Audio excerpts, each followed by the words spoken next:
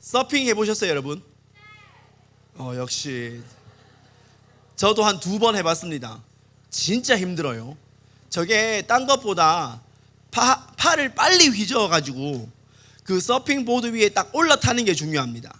그래서 바다 그 뒤에서 이제 파도가 올 때 그 파도의 속도만큼 빨리 젓는 게 중요하고, 그 다음에 딱 올라타서 균형을 잡는 게 중요하죠. 저기 있는 3명의 서퍼들은 지금 파도를 기다리는 중인데, 딱 봐도 파도가 안 올 것 같죠. 네.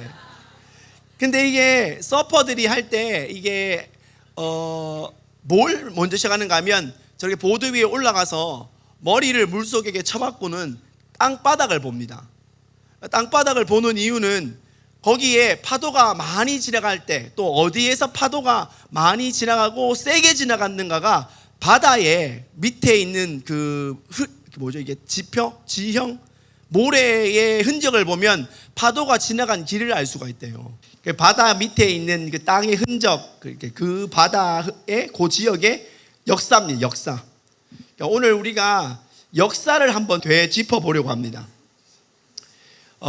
그것을 통해서 하나님이 이 시대에, 하나님이 우리를 통해서 어떻게 일하시는가를 그냥 단순히 교회 안에서가 아니라 실제로 하나님이 어떻게 역사하시는가, 우리 역사 가운데 어떻게 하나님의 부흥의 파도가 왔는가를 찾아보려고 하는 것입니다.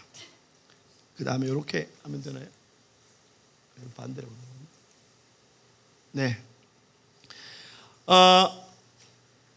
이 세상에서 우리가 지금 이제 학교에서 배우는 이런 역사를 우리는 보통 이제 세속사, 일반 역사라고 말하죠. 그냥 일반 역사라고 말하는데, 하나님의 역사는 구속사라고 말해요. 구속사란 말은 구원의 역사입니다. 구원의 역사와 비교하는 일반적으로 흘러가는 일반 역사를 세속사 이렇게 표현을 하죠. 근데 이게 하나님 참 신기한 게도 우리가 배우는 이 세속사 안에는 하나님의 구속의 역사가 포함되어 있습니다. 근데 그래도 안타깝게도 우리가 배우는 이 일반 학교에서 배우는 이 세속사라고 표현할게요. 세속사 안에는 구속사가 기록되어 있지는 않아요. 그래서 교회에서 배우는 역사 따로, 그다음에 학교에서 배우는 역사 따로, 이렇게 배우다 보니까 우리 삶에 그냥 교회에서 배우는 거는 그냥 일종의 그냥 교회에서 배우는 성경 공부, 교리 이 정도로 생각합니다. 근데 그렇지 않습니다. 하나님의 구원의 역사는 세속사 안에 있고, 좀 더 표현하면 한 번 더 따라하겠습니다. 하나님의 역사가 세상 역사를 움직인다. 그렇게 볼 수 있어요. 지금 세계에서 가장 강력한 나라가 어디죠? 네, 미국이죠. 네.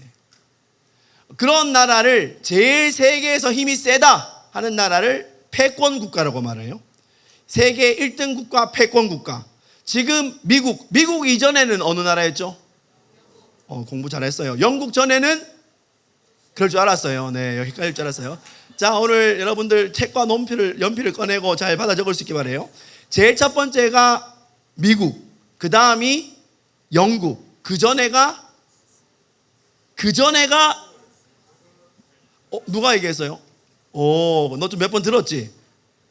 들었는데 기억을 못해서 네들 이렇게 얘기하는데, 네, 영국 이전에는 네덜란드였어요. 네덜란드 이전에는 고구려? 완전히 그냥 충만합니다. 얘는 아주 큰 힘을 되겠어요. 네. 네덜란드 이전에는 고구려가 아니고, 네덜란드 이전에는 나도 헷갈려, 스페인이었어요. 스페인, 포르투갈 이전에는 어딘 줄 아세요? 네, 로마입니다. 로마 이전에는 그리스, 로마, 그리스, 헬라에서 이전에는 공부했을 것 같은데 페르시아 이전에는 바벨론, 맞습니다. 이렇게 됩니다. 이런 나라들, 전 세계에 영향을 미치는 이런 나라를 패권 국가, 복습하는 의미에서 다시 한번 해보겠어요. 미국 이전에는 어디? 영국 이전에는 어디? 네덜란드 이전에는 어디? 다행이네, 고구려를 안 그래가지고. 그 다음에 스페인 이전에는 로마 이전에는 그리스 이전에는 페르시아 이전에는, 네, 우와 해도 됩니다. 자, 좋습니다. 이게 근데 두 개의 역사가 서로 따로 있는 것이 아니라, 아까도 말씀드렸던 것처럼 이가 지금 이제 흘러가는 이 세계의 역사 안에는 하나님의 구원의 역사가 함께 섞여 있어요. 우린 그걸 꼭 알아야 합니다. 따로따로가 아니라 함께 교차하고 있다. 한번 물어보겠습니다. 이스라엘을 다스리기 위해서 하나님이 사용한 패권 국가는 어디였을까요? 물론 많이 있는데 이걸 먼저 답이 많이 나올 것 같지만 로마도 들어가 있고 또 어디가 들어가 있죠? 바벨론 들어가 있죠. 또 어디 들어가 있죠? 페르시아 들어갔죠. 네. 예레미야 25장 말씀을 같이 읽겠습니다. 시작. 이 모든 땅이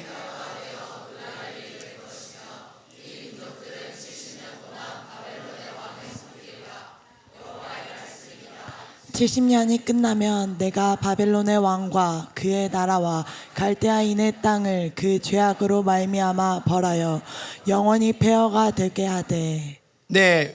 이스라엘이 하나님의 말씀을 안 듣고 막 죄를 많이 지을 때 하나님이 그 당시에 그 당시에 패권 국가인 바벨론을 들어서 이스라엘을 박살을 내버렸죠. 그때가 주전 587년입니다. 근데 이 587년에는 바벨론이 가장 강성할 때였어요. 바벨론이 시작된 것은 BC, 기원전 1890년쯤 됩니다. 그때 시작해가지고 한참 잘 지내다가 혹시 여러분 그 바벨론의 유명한 법전이 있어요? 함무라비 맞았어요, 여러분. 한번 먹어보라는 함무라비. 살짝 걱정 좀 되긴 해요. 왜냐하면 이게 자꾸 이렇게 하다 보면 주무시는 분이 생길까봐. 네, 그래서 자꾸 웃기려고 하는데 그래요. 그러다가 결국은 539년에 페르시아의 멸망을 당합니다. 이런 식으로 아까 말했던 것처럼 전 세계적으로 큰 역할을 미칠 수 있는 나라를 무슨 국가라 그런다? 패권 국가라고 한다. 패권 국가의 특징이 뭐냐? 세계 정복이에요. 세계를 정복하자. 세계를 정복하자. 그래서 전체적으로 뭔가 자기의 흔적을 남기고 싶어요. 정치적으로, 경제적으로, 문화적으로, 군사적으로 뭐든지 어떻게 해서든지 어떤 걸 해서든지 간에 영향력을 미치고 싶어하는 것이 패권 국가의 역사입니다. 이런 말을 교회식으로 표현하면 우리 많이 들은 말인데 패권 국가에는 영향을 미치고 싶어한다. 이거를 우리말로 표현하면 성경에서 이런 말 많이 해요. 우리 주님의 뭐와 뭐 통치와 다스림이에요. 패권 국가란 말은 다른 말이 아니라 그 나라가 다른 나라를 통치하고 다스린다 이렇게 볼 수 있습니다. 이렇게 막 영향력이 막 섞여서 이렇게 함께 흘러가는 것들을 역사라고 이야기한다. 네. 이 사람 이름 나왔네요. 네. 크리스토퍼 콜럼부스. 콜럼부스가 맞나요? 콜럼버스가 맞나요? 뭐 외국어니까 그죠? 부르면 될 것 같아요. 근데 왜 그때는 머리를 저렇게 했는가 잘 모르겠어요. 저게 잘 나가는 스타일이겠죠. 이 사람의 업적이 뭐죠? 신대륙 발견. 왜 신대륙을 발견했는지 아십니까?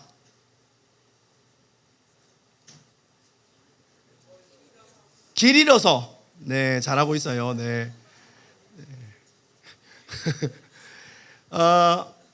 여러분이 신대륙을 발견하기 위해서 콜럼부스가 나갔는데 콜럼부스가 나간 이유가 중요한 게 있어요. 여기 책이 한 권 있어요. 1492년 연도가 좀 중요합니다. 1492년 신대륙을 찾아 나섰는데 신대륙을 찾고 3년 뒤에 책을 한 권 냈어요. 그 책 이름이 있는데 책 이름이 요 밑에 나와 있어요. 리브로 델라 프로페시아스. 졸리지 않게 한번 해볼까요? 리브로 델라 프로페시아스. 말하자면 예언집인데 이렇게 돼 있어요. 같이 한번 읽어볼까요? 시작. 하나님께서 나에게 바다를 통해 신대륙을 열게 하신 이유는 예루살렘을 위한 자금을 준비하시기 위함이었다. 여러분이 책에서 이거 읽어본 적 있어요? 아마 없을 겁니다. 이게 콜럼부스가 신대륙을 발견하고 싶은 가장 갈망하는 첫 번째 이유였어요. 예루살렘을 회복하기 위해서 자금이 필요한데 이 자금을 얻기 위해서 내가 신대륙을 가야만 한다라는 그런 거예요. 그래서 이 새로운 길을 발견하는 것이 자기에게는 한번 따라합시다. 선교의 완성. 자기는 정말 이게 선교의 완성이라고 믿고 있었어요. 그래서 1492년에 콜럼부스가 새로운 대륙을 찾아 나선 것입니다. 다시 말하면 콜럼부스는 지금으로 말하면 엔타임 사역자예요.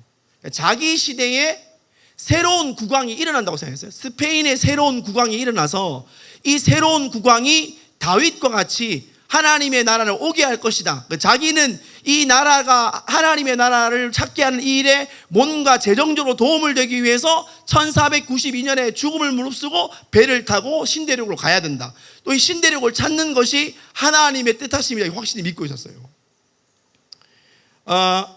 중요한 거는 왜 1492년에 출발했나, 여기 되게 중요해요. 그때가 어떤 때인가 하면 토성하고 목성이 20년 주기로 만나는데 이 토성과 목성이 20년 주기로 만날 때 하나는 사자 자리에 걸치고 하나는 처녀 자리에 걸쳤어요. 사자 자리와 처녀 자리에 토성과 목성이 20년 만에 만나가 딱 걸쳐지는 걸 딱 보고 이때가 그때다 생각해요. 이때다 그때다. 그래가지고 사자 자리는 유다의 지파를 이야기하고 처녀 지파는 마리아를 이야기하고 예수님의 탄생을 이야기하니까 이때가 가장 중요한 때라고 생각해서 1492년에 무조건 떠나기로 결정을 합니다. 그래가지고 어떤 일이 벌어졌는가 하면 산살바도르라는 섬을 발견해요. 이 산살바도르는 어디 있는 섬입니까? 바하마 제도, 다시 말하면 저쪽에 그 무슨 국가죠? 하여튼 바하마 제도예요. 우리가 잘 아는 나라 있는데 그 나라가 이름이 딱 미국 아니고 하와이 아니고, 제가 생각을 한번 얘기해 드릴게요. 이 바하마 제도를 딱 발견했는데 이게 거의 한 80일쯤 걸렸어요. 항해가 80일쯤 딱 가다가 어느 섬에 딱 도착하니까 그 섬을 딱 보고 난 다음에 저기가 산살바도르구나 이렇게 얘기했습니다. 이 산살바도르 뜻이 뭐라고요? 거룩한 구주 예수 그리스도, 주님이 자기에게 발견해 준 땅이라고 고백한 거예요. 다시 말하면 저 섬이 이 콜럼부스에게는 뭐가 됐냐면은 기도의 응답이었어요. 기도의 응답이었습니다. 여러분, 이게 우리가 생각하기에 그냥 이 사람이 신대륙을 발견했구나 이게 아니라 이 사람이 그 80일이라는 기간 동안에 바다에 한 번도 가보지 못한 땅을 갈 수 있도록 그 힘을 밀어준 게 어디냐? 자기는 무조건 선교의 완성을 이루어야 한다는 신앙심에서 나온 거예요. 또 돈을 많이 어떻게든 얻어서 우리 스페인 국왕 새롭게 오는 그 다윗과 같은 왕이 예루살렘을 회복하도록 어떻게든 재정적 지원을 해야 된다 이렇게 믿고 있었던 거예요. 그러니까 이게 자기가 발견한 그 섬이 그냥 하나의 작은 섬이지만 자기 눈에는 거룩한 섬 예수 그리스도 하나님의 나라같이 보인 거예요. 근데 여러분, 이게 물론 지금에 봐서는 완벽한 것은 아니었습니다. 그죠? 아직 주님이 오시는 것도 아니었고, 근데 하나님이 축복해 주셨어요. 그래서 그가 그 섬을 발견한 것이 그에게는 전 세계적으로는 게임 체인저가 되겠습니다. 어떤 게임 체인저가 됐죠, 여러분? 대서양 시대에서 태평양 시대로 만들어버렸어요. 전 세계의 문화의 중심이, 패권의 중심이 대서양에서부터 태평양으로 넘어가게 됐고, 지금 거기에서부터 어디가 나왔죠? 미국이라는 패권 국가가 미리 준비되게 만든 것이 이때입니다. 한 사람이 믿음으로 고백하면서 하나님 나라를 이루겠다는 믿음의 고백에서부터. 그런 면에서 우리가 역사를 공부할 때 이 역사에 어떤 일이 벌어졌는가, 이 사람은 도대체 무슨 정신으로 그 일을 하기 위해서 목숨을 걸었는가 하는 그 사람의 어떤 그 사람의 일기, 그 사람의 어떤 믿음에 대해서 우리가 좀 읽어볼 필요가 있어요. 그래야지 역사를 좀 더 깊이 알 수 있는 것 같습니다. 또 한 가지는 이제 콜럼부스가 스페인 사람이죠. 스페인 사람인데 스페인이 패권 국가를 얻게 된 중요한 일이 있습니다. 어떻게 스페인이 패권 국가가 됐는가? 스페인에서부터 네덜란드, 네덜란드에서부터 영국, 영국에서 미국, 패권이 계속 전 세계 1등 국가가 바뀌게 됐는데 1등 국가가 바뀔 때마다 그냥 벌어진 게 아니었어요. 먼저는 아까 이제 콜럼부스에서 얘기했지만 지금은 어떻게 스페인이라는 한 나라가 패권을 얻게 됐는가에 대한 이야기를 좀 하려고 합니다. 한번 따라 해볼까요? 나왔네요. 레콩키스타. 여러분, 저는 50이 넘었잖아요. 50이 넘어서 다시 역사 공부를 하고 있습니다. 그때 왜 나는 세계사를 열심히 공부하지 않았는가 후회를 하면서 하고 있어요. 근데 하면서 느껴지는 것이 이게 그냥 단순한 의미는 아니었구나. 레콩키스타의 뜻은 정복입니다. 재정복.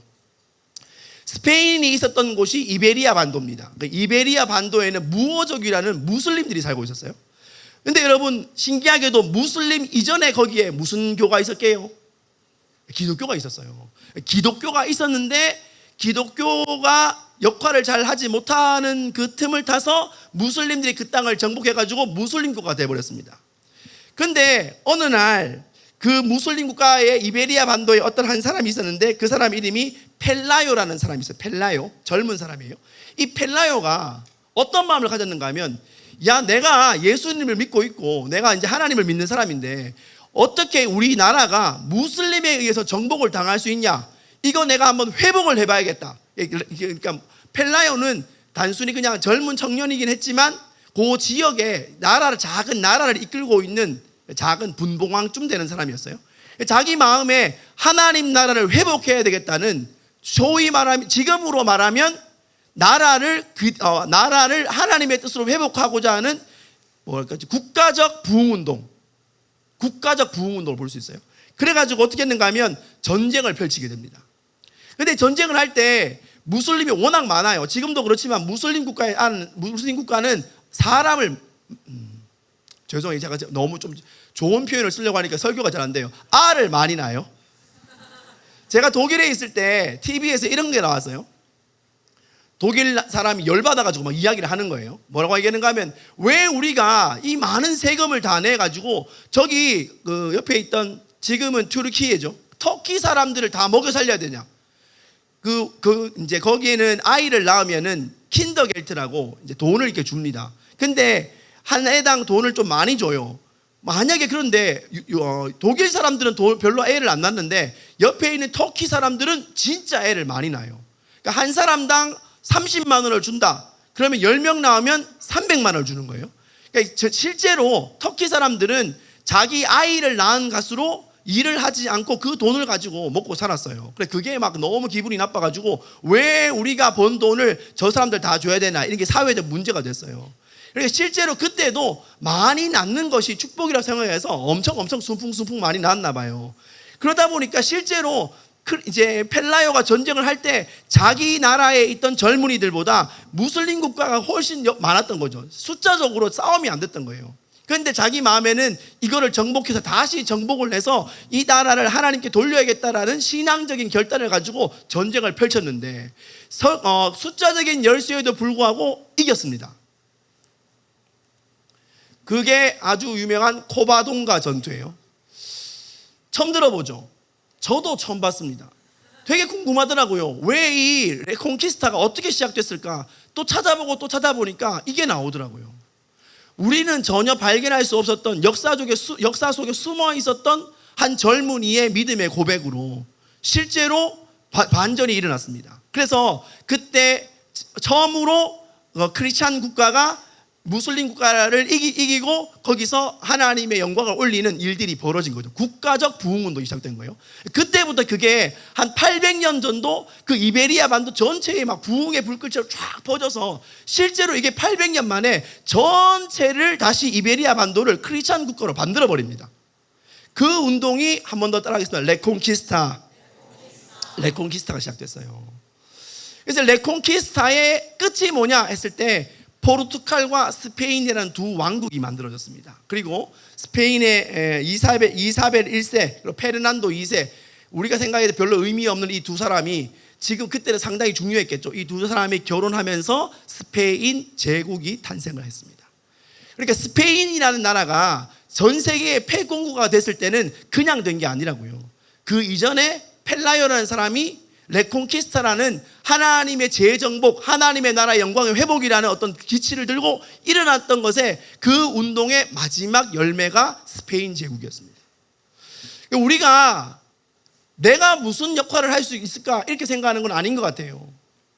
여러분의 그 사람이 가지고 있는 자리가 내가 이거 지금 한번 이겨가지고 이게 엄청난 큰 일을 일으킬 것이다 아마 생각을 못했을 것입니다. 그럼에도 불구하고 한 작은 씨앗이 심겨져서 많은 열매를 맺은 것처럼 스페인이라는 큰 제국이 탄생하게 됐습니다. 근데 뭐든지 오래 지나면 반드시 고인물은 섞이게 돼 있어요.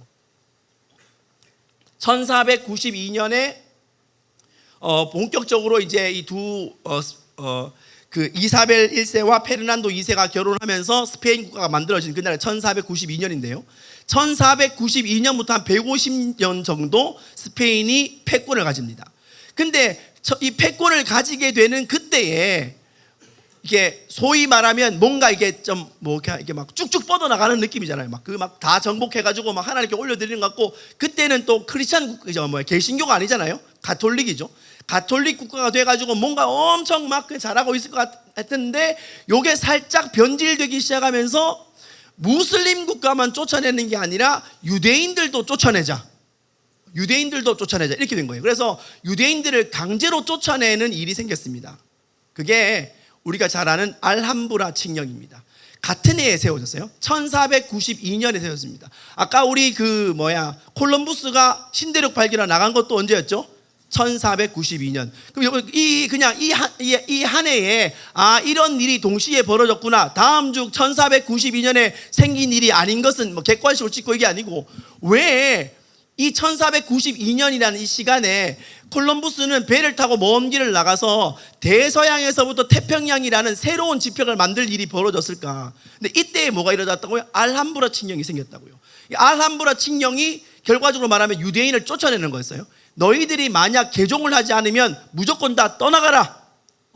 나갈 때 그냥 나가는 것이 아니라 개종을 하면 남겨두고, 개종을 하지 않으면은 재산을 다 두고 나가라. 자기 평생을 모아놓은 재산을 개종을 하지 않았다는 이유로 쫓아낸 거죠. 그래가지고 정말 많은 유대인들이 이 알함브라 칙령 때문에 4개월 안에 그 옆에 있는 다른 나라로 퍼지게 됩니다. 다시 말하면 이때 사실 150년간의 스페인이 패권 국가로 영향력을 미쳤지만 실제로는 그때부터 무너지기 시작한 거예요. 어느 정도까지 심했는가?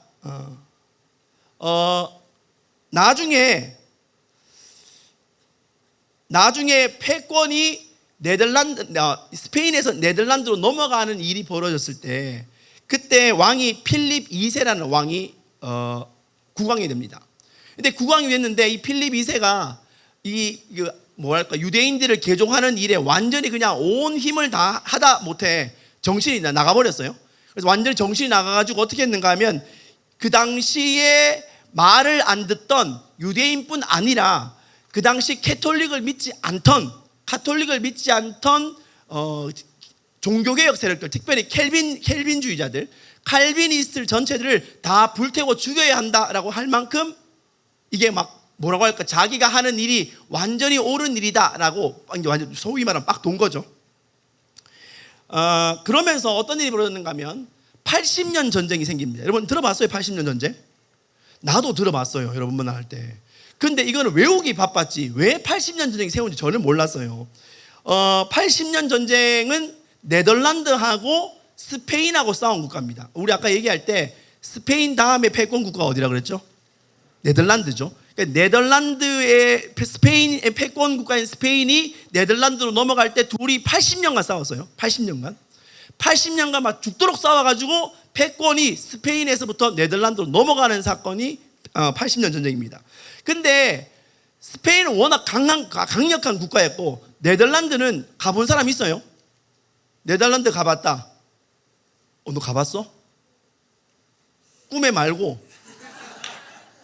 그래? 네덜란드에 유명한 거 있죠. 뭐 유명해요? 튤립 유명하죠. 또 풍차 유명하고, 또 치즈 유명해요. 치즈. 네덜란드 치즈 아주 유명합니다. 네덜란드에 가면 우리가 잘 아는 안네 프랑크가 거기 살았죠. 그 집 가봤어요, 여러분? 네. 가봤어요, 저는. 안네 프랑크는 안 살아요. 근데 풍차가 왜 있는지 아세요, 여러분? 맞아요. 지대가 낮아요. 물이 계속 들어옵니다. 그러니까 이거를 사람이 계속 보낼 수가 없으니까 바람을 이용해서 물을 계속 퍼서 다시 바깥으로 붓는 거죠. 그때 루이 14세, 프랑스 왕 루이 14세 때 프랑스 외교관이 네덜란드에 이런 길을 남겼어요. 제가 읽어볼게요.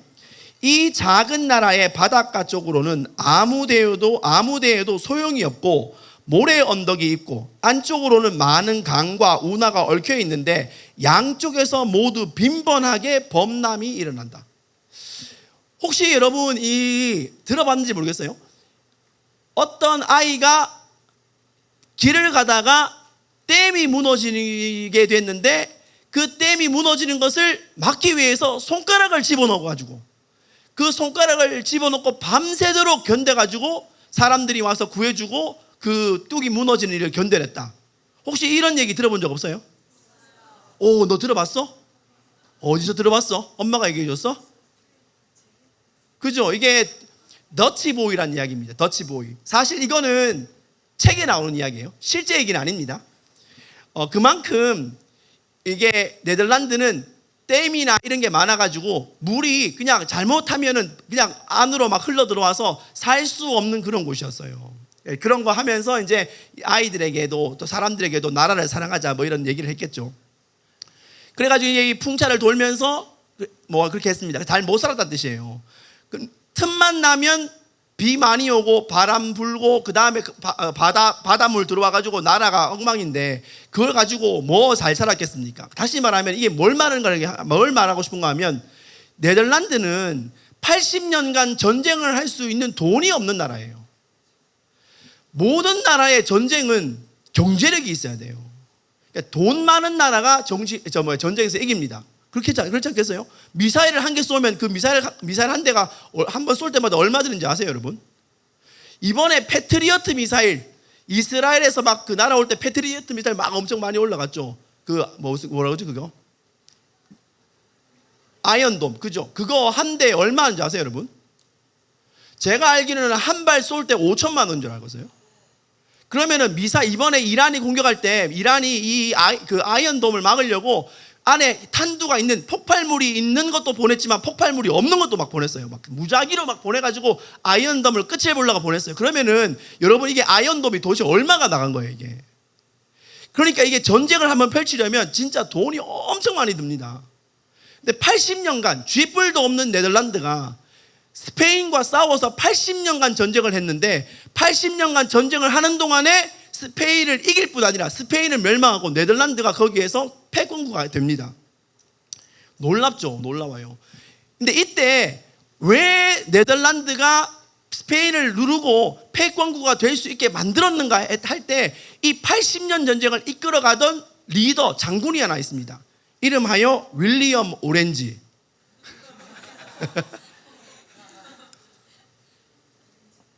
저는 외국 이제 공부할 때마다 참 신기해요. 왜 하필 많은 것 중에서 그죠? 오렌지라는 이름을 왜 줬을까요? 오렌지란 말은 자귀입니다. 자귀. 오렌지 공이에요. 오렌지 공. 스페인 황제 카를 5세가 윌리엄에게 오렌지 공이라는 자귀를 줍니다. 그리고는 원래 이 사람의 고향은 네덜란드가 아니고 독일 사람인데 독일에서 네덜란드에 와서 살고 있는데 이 사람에게 스페인 카를 5세가 이제 오렌지 공이라는 자귀를 주면서 스페인 궁정에 살게 했어요. 그래서 어릴 때부터 스페인 왕궁의 왕족같이 살고 있었습니다. 근데 거기서 뭘 했는가 하면 이 사람이 정치의 참모같이 그 어전회의에 들어가서 왕과 함께 앞으로 이 주변을 어떻게 다스릴 건가 이제 이 얘기를 한 거예요. 그때 필립 2세가 뭐라고 얘기했는가 하면 이렇게 얘기를 했어요. 나는 잠깐만요. 필립에서 이렇게 얘기했어요. 나는 모든 칼빈주의자들은 뿌리까지 뽑아야 한다고 생각한다. 그래서 하나도 남겨두지 말고 불에 다 태워라. 이렇게 이야기를 하는 것을 들었습니다. 처음에 이게 듣고 난 다음에는 농담이겠지 생각했는데 실제로 사람을 불태웠어요. 칼빈주의자는 알다시피 이제 기독교의 카톨릭에 반대해서 루터 켈빈 종교개혁자잖아요. 종교개혁자니까 소위 그 당시에는 카톨릭에서는 뭐로 지켰는가 하면 이단으로 지켰어요. 지금은 우리가 칼빈주의가 정통이다 맞다고 생각하지만 그 당시에는 기득권 세력이 가톨릭이었기 때문에 성경을 중심으로 하는 칼빈주의자들은 이단으로 뽑힌 거예요. 그래가지고 칼빈을 이야기하는 목회자들, 설교하는 사람, 칼빈주의 설교를 듣고 있는 이런 청중들, 여러분들 같은 사람, 그리고 성경책을 가지고 있는 사람들도 다 불태워서 죽였습니다. 그때 얼마나 많이 죽었는가 하면 1559년 한 해에 수천 명이 불타 죽었습니다. 그러니까 이 오렌지 공이 실제로 이게 눈앞에 벌어지는 걸 보면서 뭐라고 생각했는가 하면 저건 절대 하나님의 역사가 아니라고 믿고 확신을 가지면서 자기가 가톨릭에서부터 개신교로 옮겨오게 됩니다. 그리고 내가 이 일을 어떻게 뭐라고 그때 얘기했는가 하면 이렇게 얘기를 했어요. 사람들이 죽는 모습을 바라보면서 저 사람이 오렌지 공이에요. 나는 내 눈으로 하나님의 형상이 불타는 것을 보았다. 성경을 읽고 하나님의 모든 사람들이 하나님의 형상으로 지어졌는데 어떻게 하나님의 형상으로 지어진 사람들이 그런 사람들을 함부로 불태울 수 있는가? 그래서 가톨릭이라는 이게 이미 하나님의 말씀을 떠나서 뭔가 잘못됐다라고 생각하고 넘어서게 된 거죠. 그러면서 이 사람이 깃발을 들었어요. 이거는 뭔가 바꿔야 된다고. 그래서 그때부터 이 오렌지 공을 중심으로 세력들이 모이기 시작하면서 스페인으로부터 80년 전쟁을 하게끔 시작이 된 거예요. 그때 놀라운 일이 벌어졌습니다. 아까도 얘기했지만 이 80년 전쟁을 할 때 뭐가 있어야 된다고? 전쟁할 때 뭐가 있어야 된다고요? 돈이 있어야 돼요. 네덜란드는 지형이 낮기 때문에 돈을 벌 수 있는 게 아니고 딴 거 없어요. 치즈 겨우 만들어서 먹고 살아요. 그러니까 이게 이길 방법이 없었는데 하나님이 어떻게 했는가? 방금 했던 것처럼 같이 한번 읽어볼까요? 시작. 하나님은 우리에게 청어떼를 보내셨고 그로 인해 우리는 국가가 되었다. 네, 하나님이 네덜란드 앞바다에다가 청어떼를 보내기 시작했어요. 원래 잘 났냐? 아닙니다. 포항은 청어떼가 유명해요. 청어떼로 과메기를 만들어 먹습니다. 그런데 이 청어떼는 바닷물이 차야 돼요. 근데 네덜란드 앞바다는 바닷물이 차지 않습니다. 근데 이게 언젠가 하면 1300년대 후반 1800년대 사이에 갑자기 어떤 일이 벌어졌는가 하면 그 앞바다 위쪽에 소빙하기가 옵니다. 다시 말하면 바닷물이 차가워졌어요. 찬물이 막 들어간 거예요. 바닷가 안으로. 찬물이 막 들어가기 시작하면서 저 위쪽에 스칸디나비아나 노르웨이에 있던 이쪽 편에 있는 청어떼들이 찬물을 타고는 움직여서 어디로 왔는가? 네덜란드 앞바다에 모이기 시작한 거예요. 딴 데 지나갈 수도 있지. 그죠? 지나가서 스페인 앞에도 갈 수 있잖아요. 근데 거기 가지 않고 네덜란드 앞바다에 모이기 시작한 거예요. 그러니까 네덜란드 앞바다에 막 청어떼가 막 엄청 많이 모여서 네덜란드는 청어 때문에 살았다고 말할 만큼 실제로 청어를 뭐라고 불렀는가 하면 이렇게 불렀대요. 은색금이다. 은색금이다. 청어 때문에 나중에는 네덜란드가 이게 산업이 발달하고 산업이 발달하면서 제국을 일으키고 이 벌어진 돈으로 80년간 전쟁을 하면서 이길 수 있도록 하나님이 바닷물, 찬물을 갖다가 그 앞에 보내주신 거예요. 누구를 위해서? 오렌지를 위해서. 이 한 사람이 끝까지 하나님의 뜻을 이룰 수 있도록 하나님이 시대의 조류를 바닷가에 물을 바꿔주신 거예요. 여기서 한 가지가 더 있어요. 여기 네덜란드가 80년 전쟁에서 이길 수 있는 첫 번째 하나님의 도우심이 방금 했던 것처럼 찬물 온 거예요. 찬물. 소빙하기가 온 것입니다. 넘기면 네. 자, 여기서 하나 물어보겠어요. 청어는 물고기잖아요. 여러분이 한 번에 물고기를 먹으면 몇 마리 정도 먹을 수 있어요? 한 마리, 두 마리, 그죠? 청어가 엄청 많이 잡혔습니다. 우리 캠프에 온 사람들 다 5마리, 6마리씩 다 먹었어요. 그런데 아직도 100마리가 더 남았어요. 그래서 이제 여기 계시는 분들이 내일 아침에는 청어찜을 해주겠습니다. 또 청어를 했어요. 그런데 다 해도 여전히 300마리가 남았어요. 그럼 그걸 어떻게 해야 돼요? 지금은 다 어디에 넣으면 됩니까? 냉장고에 넣어야죠. 근데 이게 300마리, 400마리 남은 게 아니라 수천, 수백, 수만 마리가 남았어요. 그럼 그거 어떻게 해야 돼요? 보관을 해야 되잖아요. 다시 말하면 그 수많은 청어를 보관할 수 있는 보관 능력이 없으면 의미가 없는 거예요. 그런데 하나님의 도우심이 뭐냐? 두 번째가 있습니다. 그게 뭐냐 하면 유대인들이 오는데 유대인들이 염전 기술을 가지고 있었어요. 자, 여기서 퀴즈. 맞추는 분들에게는 선물을 주도록 하겠어요. 제주도 2박 3일 갔다 올 수 있는 쿠폰, 담을 수 있는 봉투를 주도록 하겠어요. 예, 아직 제가 경제적으로 많이 어려워요, 여러분. 오늘 헌금 많이 해주셨죠? 할렐루야. 저한테 오는 건 아니지만 기도 많이 해주세요. 왜 유대인들이 이쪽으로 넘어왔을까?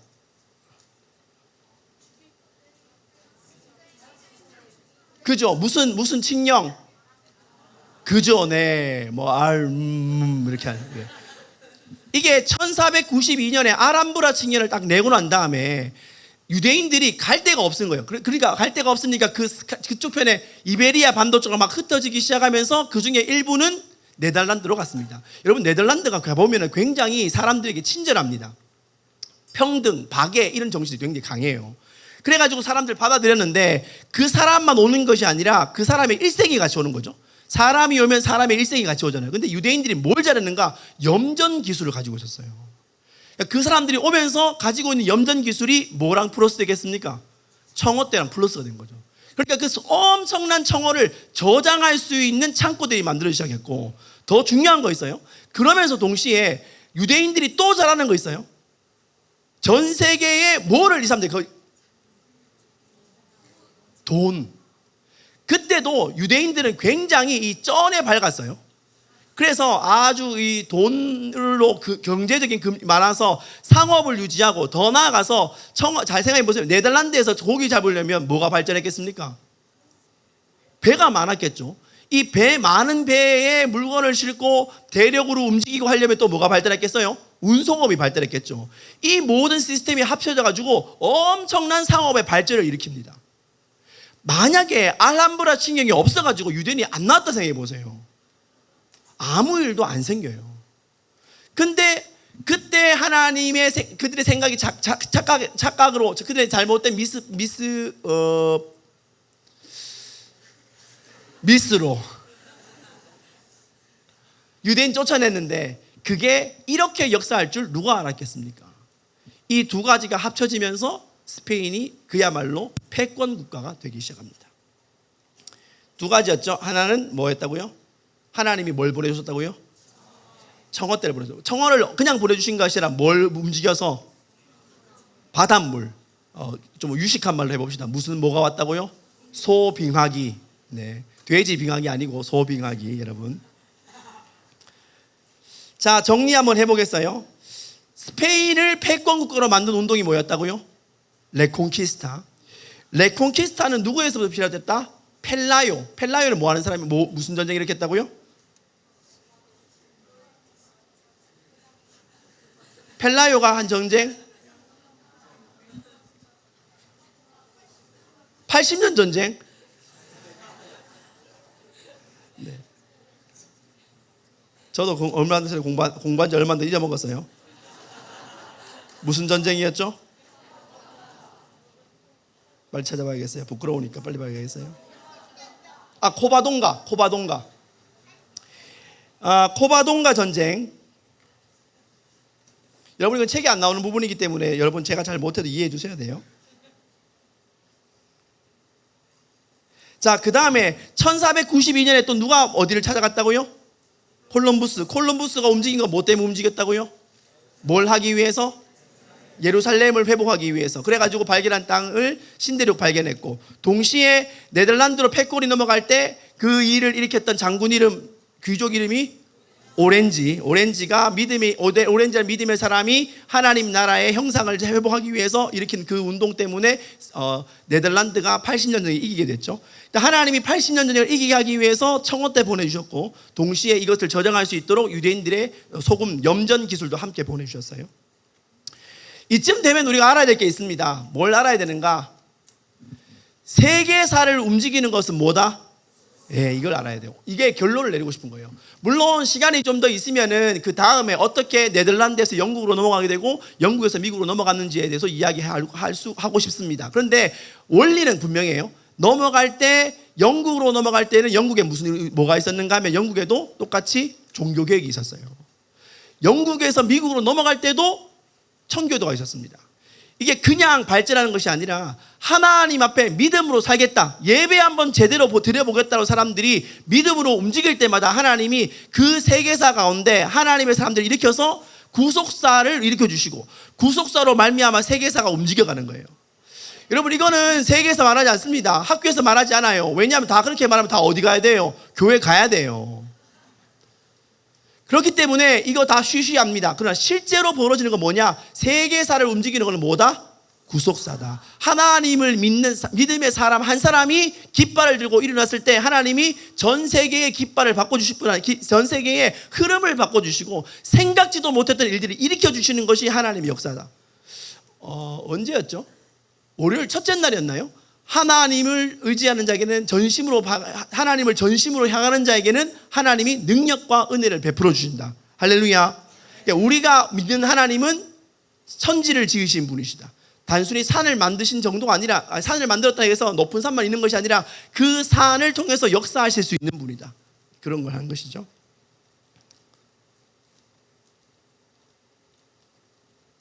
자, 이제 조금 더 이제 시작했으니까 워밍업이니까 이제 그 다음 한 단계 업그레이드 두 번째 강의로 들어가야 돼서요. 자, 어느 것을 마셔야 되겠습니까? 코카콜라를 마셔야 될까요? 제로콜라를 마셔야 될까요? 건강해지기 위해서는 무슨? 코카콜라 많이 마시면 성인병 걸려요. 그죠? 뚱뚱해집니다. 네. 그 박정인 목사님은 코카콜라를 많이 마셔서 걸린 건 아니에요.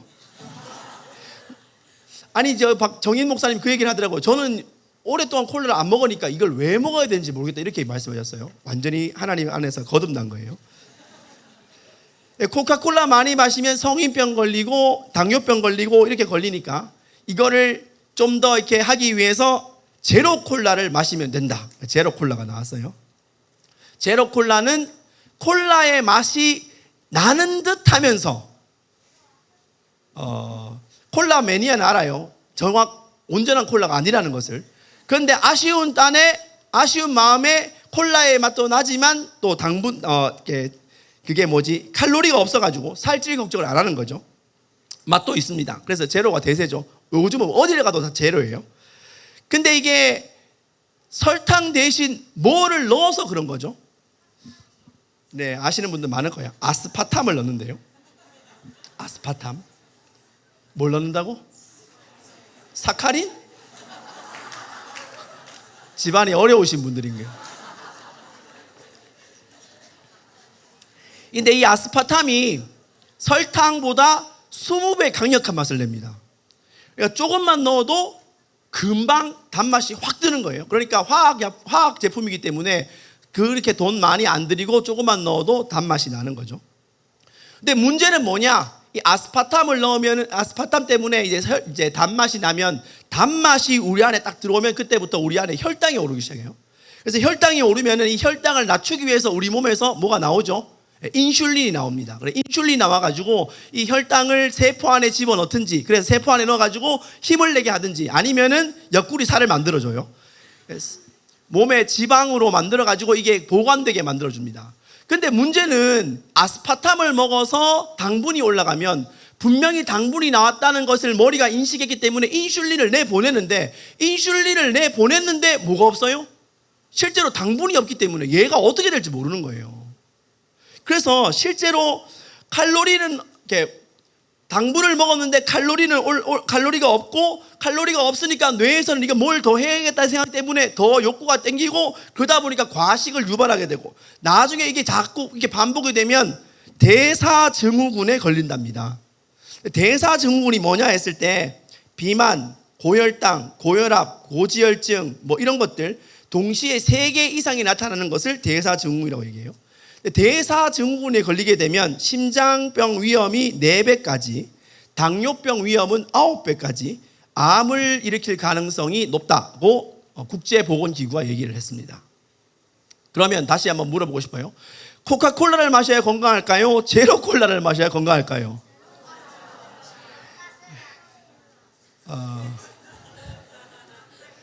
건강하려면 콜라를 안 마셔야 돼요. 마시면 안 됩니다. 근데 여러분 이게 신기한 게 제가 만약 코카콜라 회사 사장이면은 죄송합니다. 제가 이런 거를 만들려고 한 것은 아니었습니다. 제가 정말 회개하는 마음으로 회사 문을 닫겠습니다.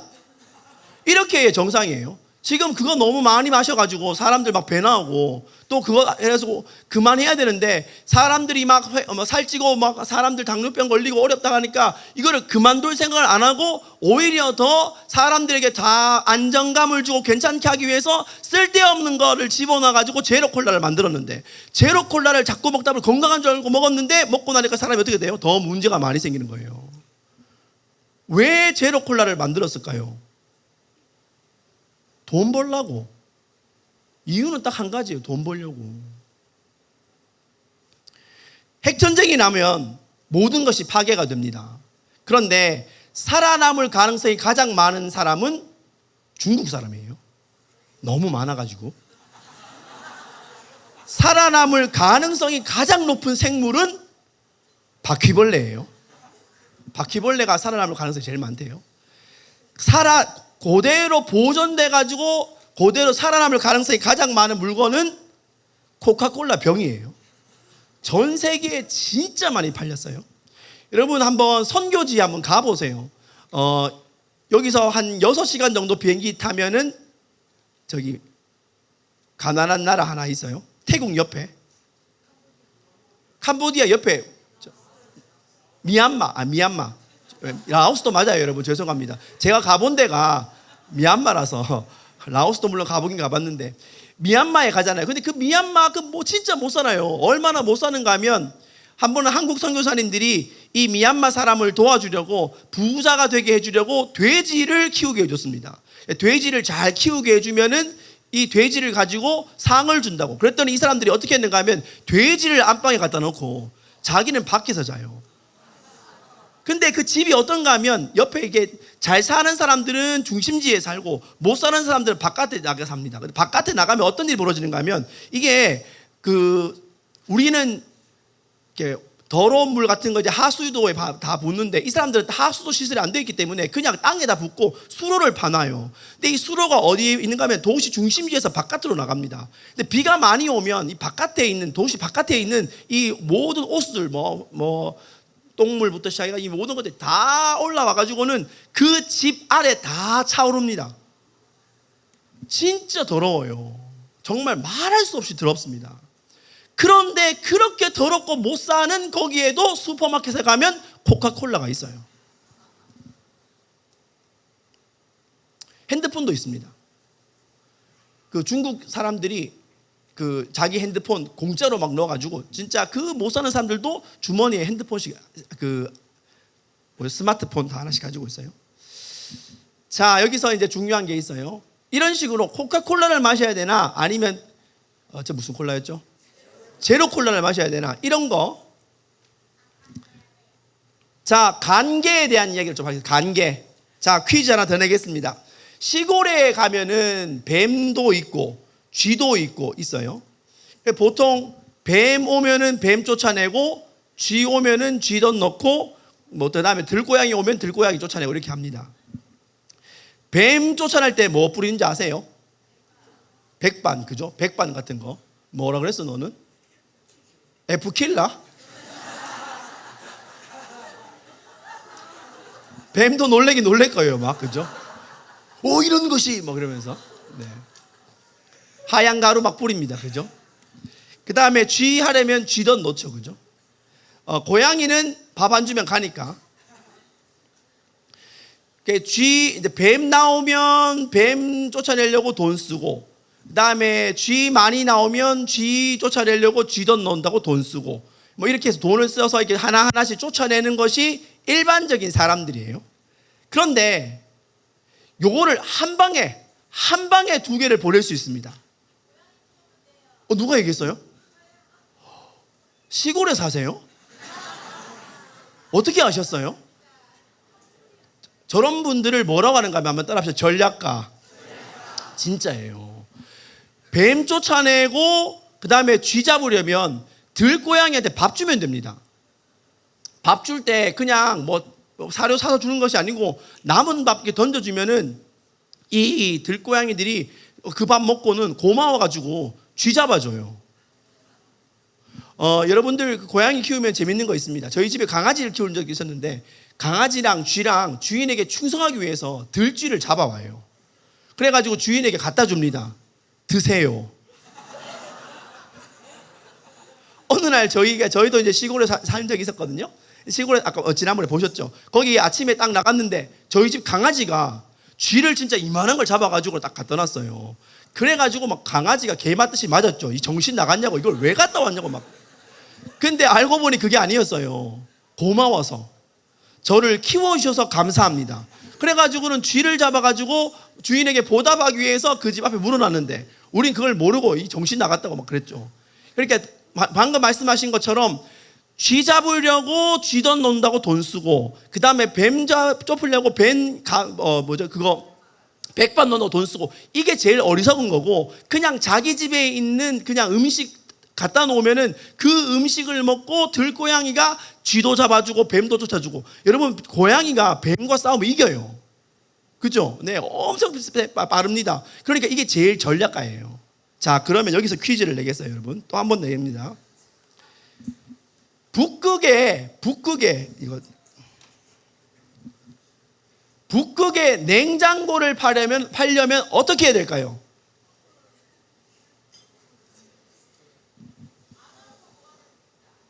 예? 이제 막 즐거우신가 봐요, 막.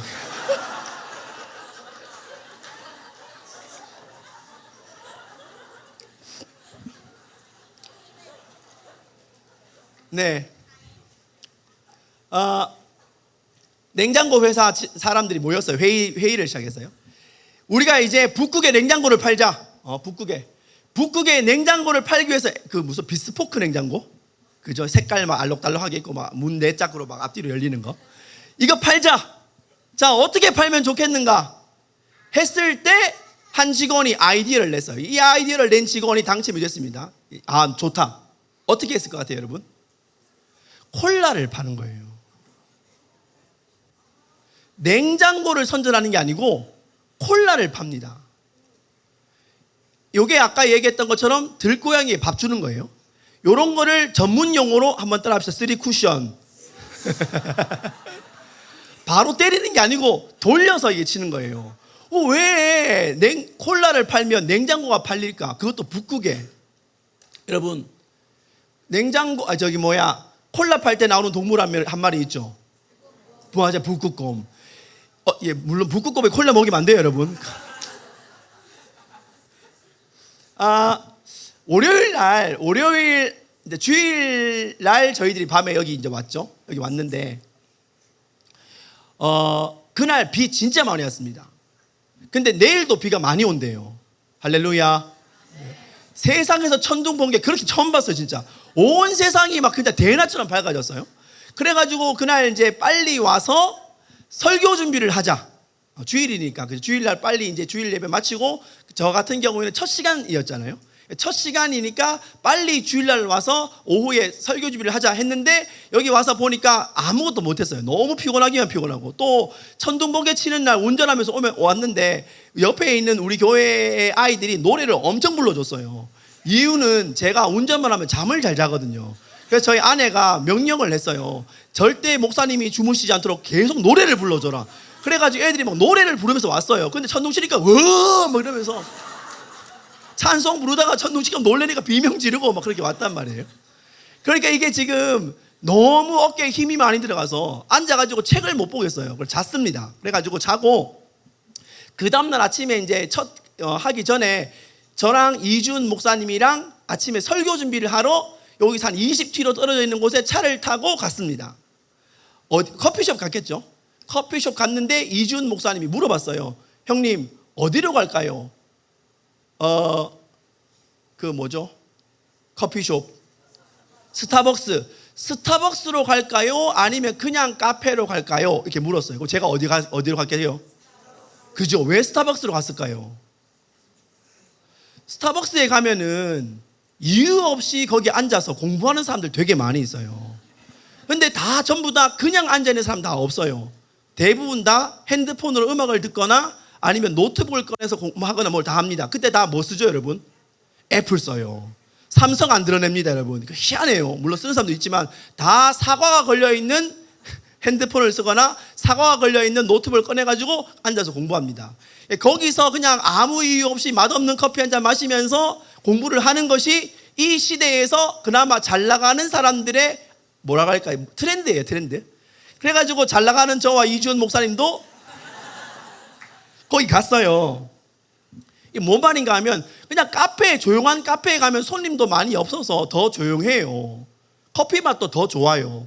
근데 거기에 가는 이유는, 거기는 그렇게 그런 사람들이 많이 오기 때문에 나도 마치 이런 사람인 것처럼 보여줄 수 있으니까.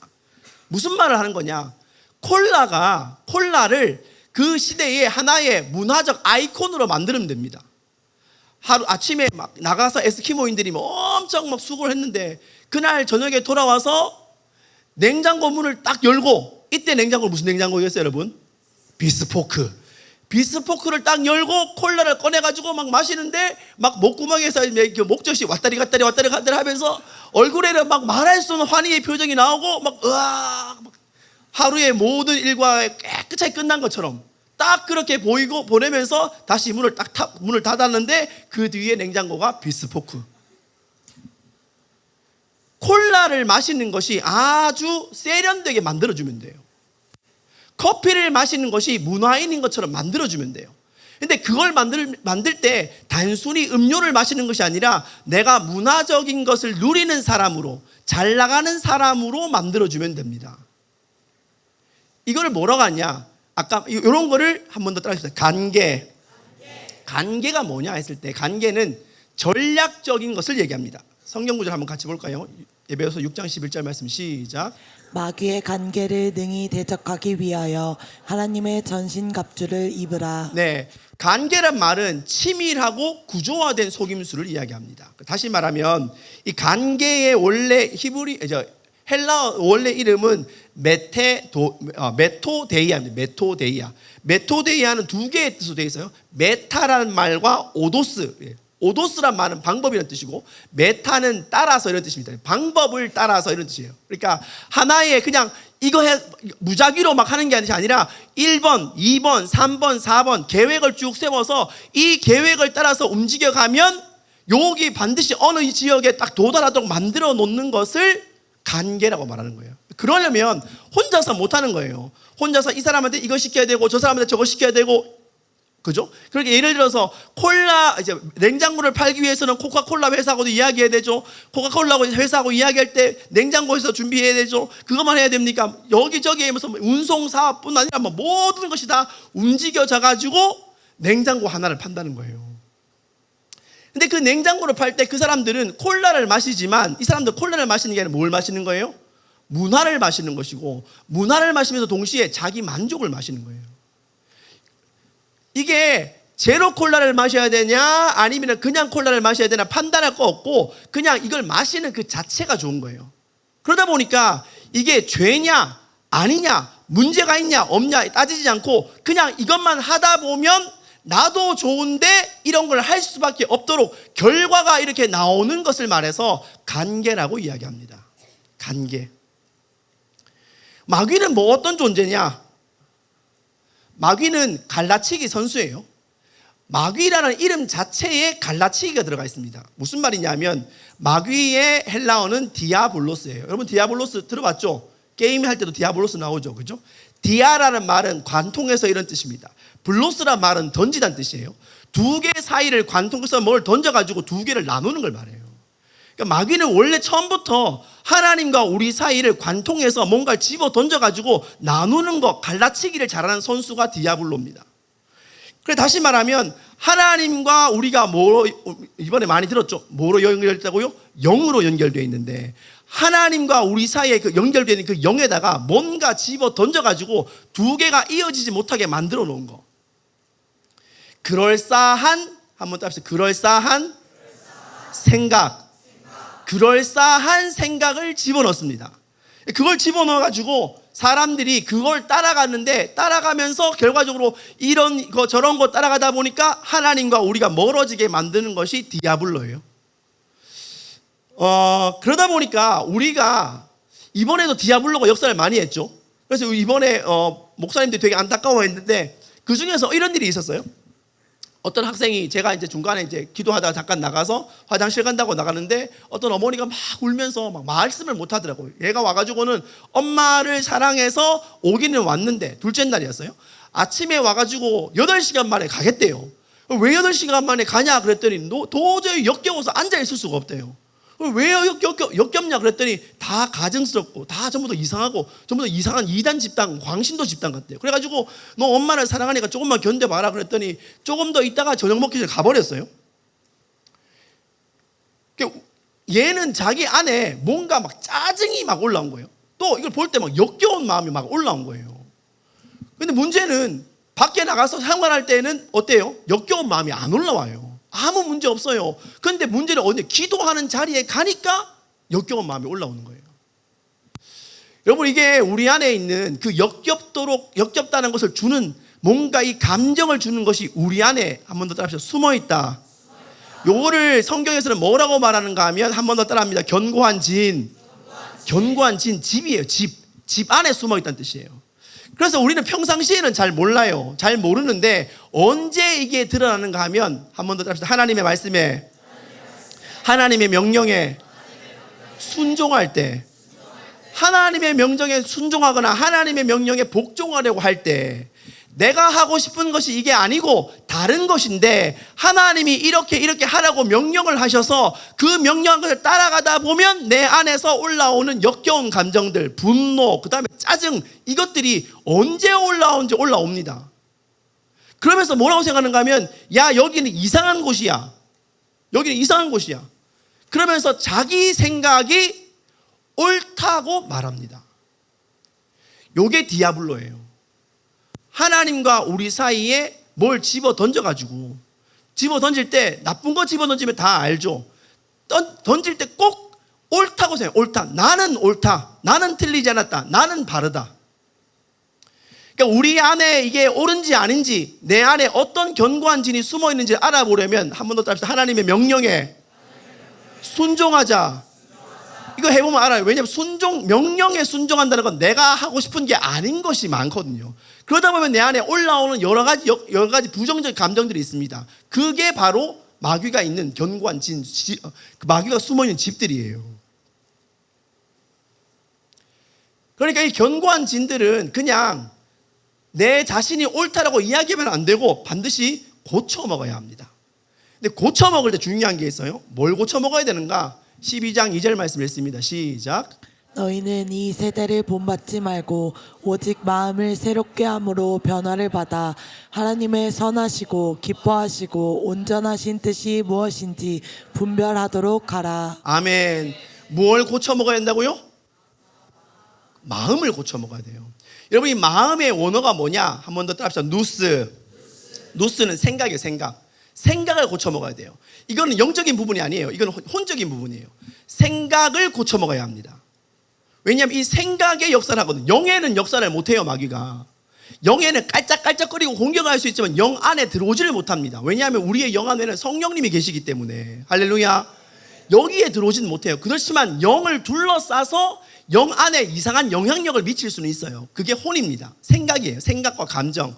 생각과 감정 가운데 역사하기 때문에 우리가 생각해야 될 부분은 마음을 고쳐 먹는다. 생각을 고쳐 먹는다. 하나님의 뜻에 안 맞는 것을 내가 스스로 거절한다. 이렇게 마음을 고치는 것이죠. 그래서 하나님과 우리 사이를 갈라치기 하는 이것에 대해서 우리 어떻게 한다고요? 이것이 관계란 사실을 알고 우리가 이것을 거절하기 시작하면 마귀의 역사들이 무너지기 시작합니다. 근데 마귀는 절대 아까도 얘기했지만 혼자 하지 않는다 그랬어요. 관계는 혼자 하는 것이 아니라 조직적 범죄예요. 조직 범죄예요. 그래서 뭐라고 하는가 하면 에베소서 6장 12절 말씀을 벌써 넘어갔네요.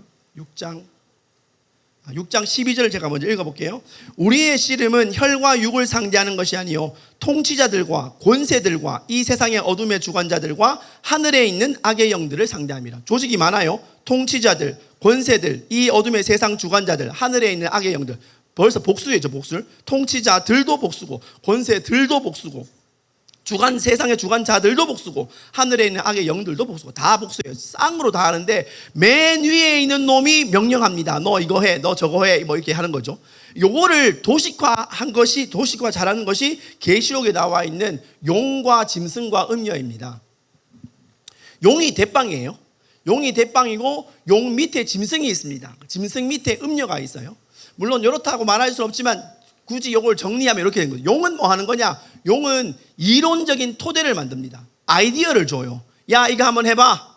딱 이야기하죠. 예를 들면 대통령 같이, 자, 이번에 이런 계획을 한번 해봐. 그러면 그 밑에 있는 장관들이 다 모이고 각 부처장들이 모이고 전부 다 모여서 이거 이렇게 합시다, 저렇게 이렇게 합시다라고 아이디어를 막 내가지고 하나의 플랜을 만듭니다. 이게 짐승이에요. 짐승은 계시록에서 나라로 표현됩니다. 나라에는 조직들이 많이 있죠. 대통령 밑에 뭐 여러 가지 장관들도 있는 것처럼 이렇게 시스템을 만들고 마지막에 뭐 하냐?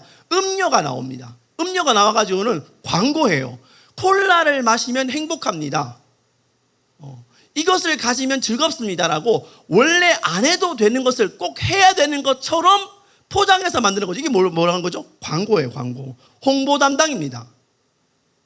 그러니까 우리가 지금 마귀가 전체적으로 시스템적으로 관계를 가지고 역사하는 일에 완전히 속아서 단순히 콜라를 마시는 것이 아니라 콜라를 만들어서 먹게 하는 그 사단의, 예를 들면 콜라지만 요 사단의 그들의 철학을 같이 먹는 거예요. 근데 주님이 이런 마귀의 관계와 싸울 때는 반드시 뭘 해야 된다고 했는가? 씨름해야 된다고 말했습니다. 한번 같이 읽어볼까? 시작.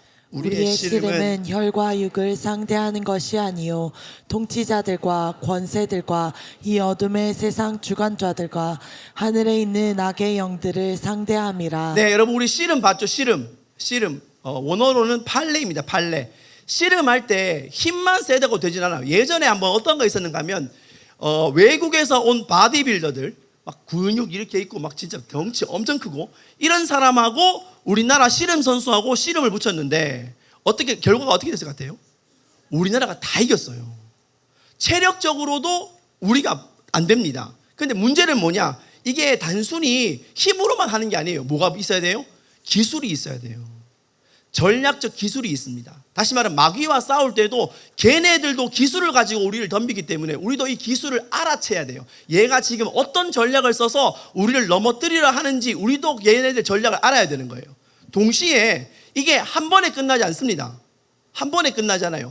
계속해서 이게 벌어집니다. 수없이 벌어진다고요. 체력이 있어야 돼요. 여러분 기도해 보니까 어때요? 쉬워요? 기도 어렵습니다. 집중해서 지금 기도하고 있지만 기도가 어려워요. 다들 너무 피곤해하는데 그래도 우리가 하나님을 만나고 싶은 그 갈망과 하나님의 은혜로 여기까지 왔습니다. 아멘이죠. 기도가 어렵습니다. 기도는 힘들어요. 이게 영적인 레벨이 올라가면 올라갈수록 또 우리가 입어야 할 전신갑주의 무게와 우리가 들어야 될 영적 무기가 크면 클수록 우리에게는 영적 근력도 더 필요합니다. 한두 번 싸워도 되는 게 아니에요. 기도는 진짜 진을 빼는 일들이 훈련돼야 될 필요가 있습니다. 세 번째는 뭐냐? 절대 이 씨름은 떨어져서 하는 게 아니에요. 피부와 피부가 맞닿습니다. 다시 말하면 마귀와 마귀가 우리 서로가 맞닿아가지고 막 힘을 쓰고 용을 쓰는 거예요. 그래서 마귀의 관계를 쫓아내기 위해서 하나님이 그냥 먼 거리에서 떠나가라 이렇게 해서 쫓아내는 것이 아니라 씨름한다고 얘기하는, 씨름한다. 걔네들의 전략, 얘가 오른쪽으로 넘어뜨리려고 하는지 왼쪽으로 넘어뜨리려고 하는지 다리를 걸어서 넘어뜨리려고 하는지 뒤집으려는 건지 걔가 뭘 하는 건지 움직이면 알아차리고 우리가 빨리 움직이고 한 번 공격해서 끝나는 게 아니니까 열심히 막 계속해서 공격을 막아내고. 여러분만한 어린아이, 지금 앞에 있는 아이처럼 초등학생인데 초등학생 6학년쯤 돼가지고 어떤 애가 축사를 받았어요. 축사를 받았는데 목사님이 이제 제가 한 건 아니에요. 어떤 목사님이 쫓아내면서 귀신이 나왔는데 그 귀신이 제사 받아 먹는 영이 나왔어요. 제사 받아 먹는 영.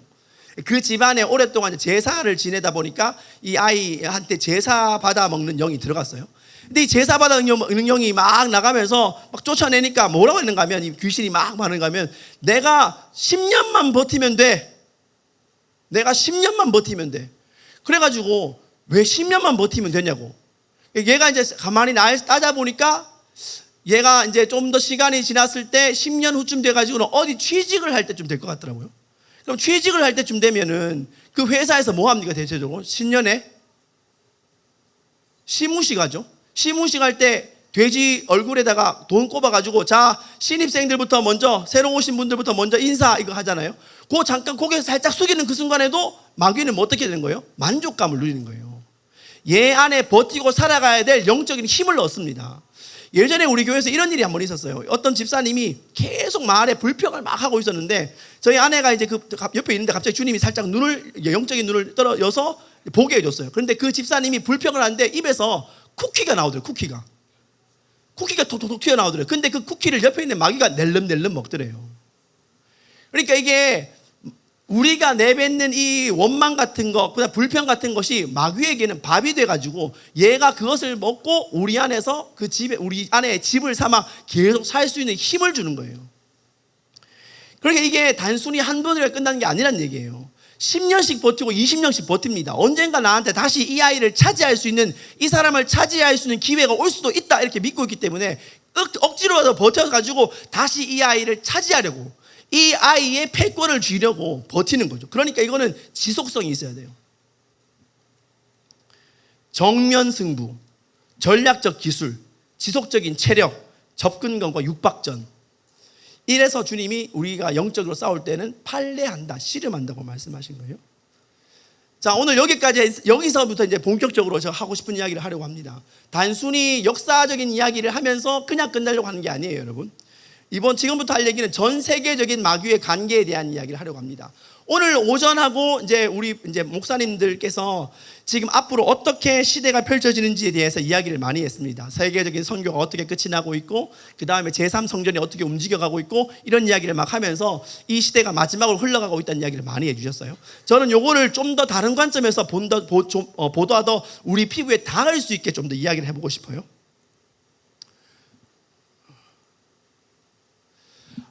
경향신문입니다. 2024년 4월 달에, 그때가 한참 이스라엘과 하마스 전쟁이 계속될 때였죠. 그때 이렇게 나왔습니다. 앞에서는 휴전 요구, 뒤에서는 무기 장사, 가자 전쟁에 웃는 미국과 독일, 이렇게 나왔습니다. 앞에서는 전쟁하지 마, 이스라엘과 하마스 전쟁 그만해 라고 이야기하면서도 뒤에서는 계속 무기를 공급해 줘가지고 이스라엘이 전쟁을 하게끔 해준다는 거죠. 이스라엘이 미국에서부터 얻는 무기는 69%, 거의 70%의 무기를 얻습니다. 독일로부터는 30%의 무기를 얻습니다. 그러니까 얘 하면 안 돼 이렇게 하는 거죠. 전쟁을 왜 해? 안 좋은 거야.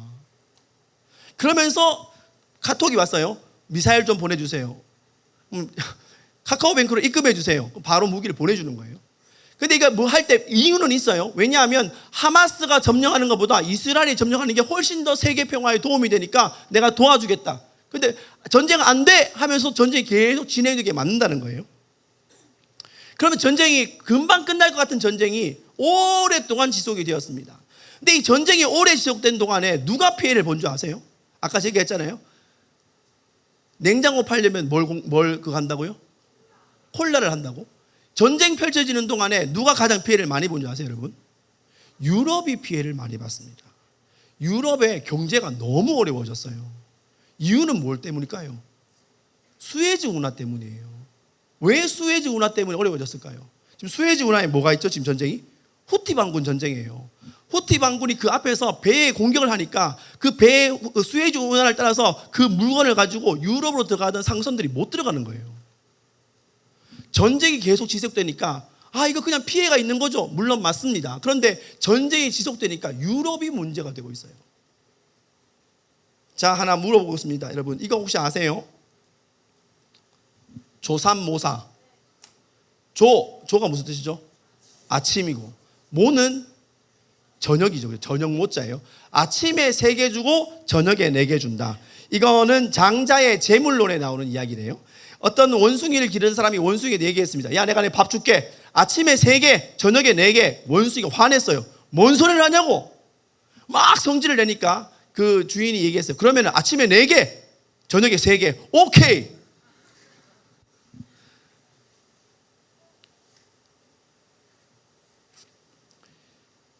똑같아요. 주는 사람은 7개만 주면 됩니다. 근데 이 사람, 원숭이는 그걸 받고 아침과 저녁이 바뀌었을 뿐인데 만족했다는 거예요.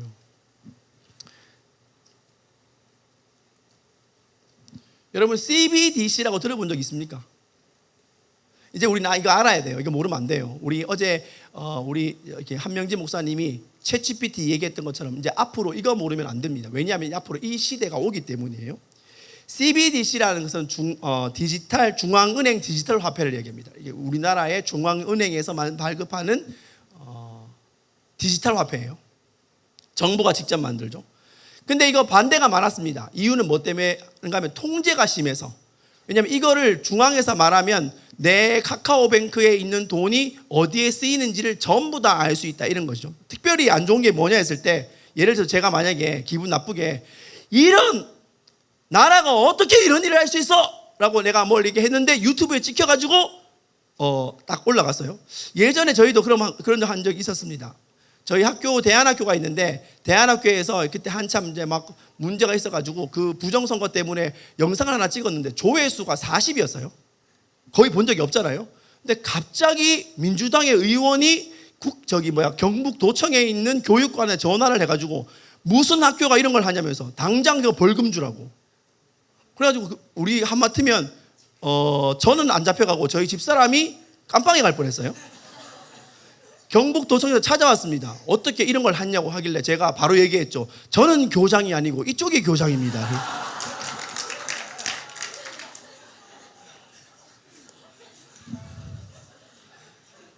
저는 원래 그런 사람이에요, 여러분.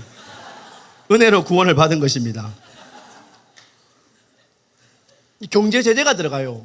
그럼 어떻게 일이 생기느냐? 얘가 지금 생각이 좀 불온하다.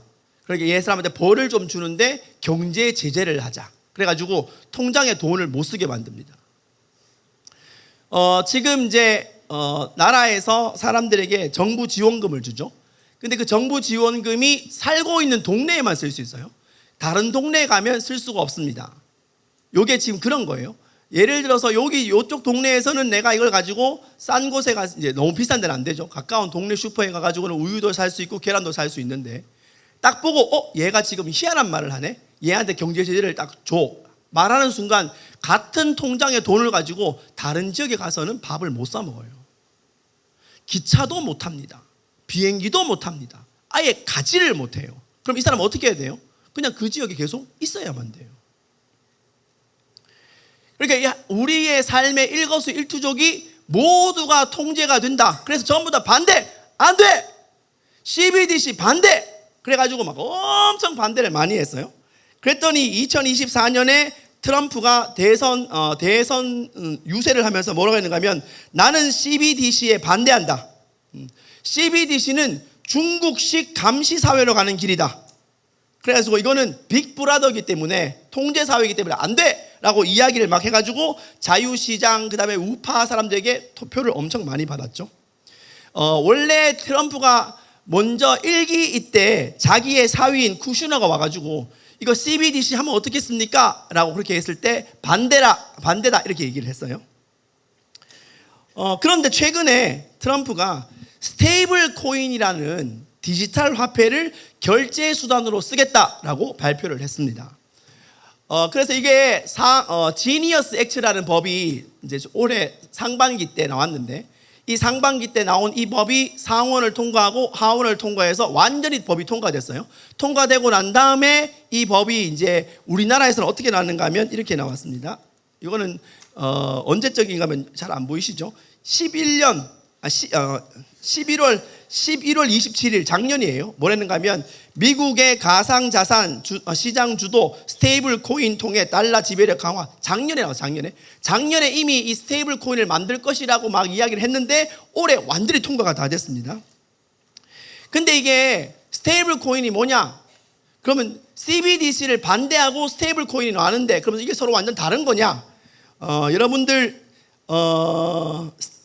CBDC는 중앙은행이 하는 것이고 스테이블 코인은 일반 개인 은행이 하는 것입니다. 그런데 미국은 알다시피 미국의 중앙은행은 나라가 소유하고 있는 것이 아니라 개인 금융이 하고 있죠. 미국 중앙은행을 영향을 주고 소유를 미치고 있는 회사는 JP 모건, 시티뱅크 같은 은행들입니다. 근데 스테이블 코인을 하는 회사들은 블랙록, 골드만삭스, JP 모건들이 하고 있습니다. 여러분 안 헷갈리세요? 저는 헷갈렸어요. 뭐냐 이거? 결국 같은 회사네. 같은 회사네.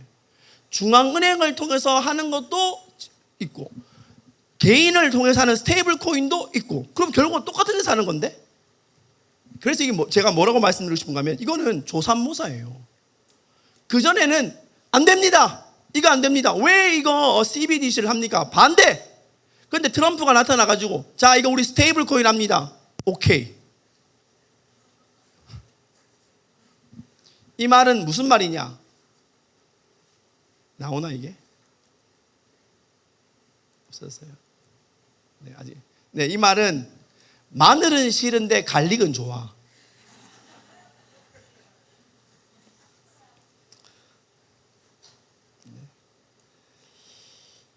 지금 제가 말씀드리는 거는 그냥 하나의 그냥 픽처입니다. 다시 말하면 원래 이제 이 스테이블 코인이 통과되고 난 다음에 전 세계적으로 스테이블 코인이 아마 모든 사람이 쓰게 될 것입니다. 요거 설명을 좀 더 하려고 합니다. 2025년 5월 13일, 올해죠. 5월 13일 날 조선일보에 이렇게 됐어요. 트럼프가 사우디, 카타르, 아랍에미레이트 3개국 순방을 했습니다. 근데 그때 미국을 업고 AI를 도약시킨다. 그래서 사우디는 트럼프 방문에 맞춰서 국영 AI 기업을 설립할 것이다. 이렇게 신문이 났어요. 그래서 저는 처음에 그렇구나. AI니까 챗GPT 쓰려나? 근데 지금 이건 있어요. 그 아랍에미레이트는 챗GPT 유료 버전 4.0 버전이거든요. 4.0 버전을 전 국민이 다 공짜로 쓰고 있습니다. 그래가지고 최근에 그 아랍에미레이트에 있는 시민들이 굉장히 지적 수준이 높아졌대요. 아랍에미레이트에 있는 우리 제자가 이야기를 해줬습니다. 근데 저는 처음에 그러면은 이게 지금 챗GPT를 많이 써가지고 AI를 통해서 사람들이 좀 똑똑해지려나 이렇게 생각을 했어요. 근데 이게 그게 아니었어요.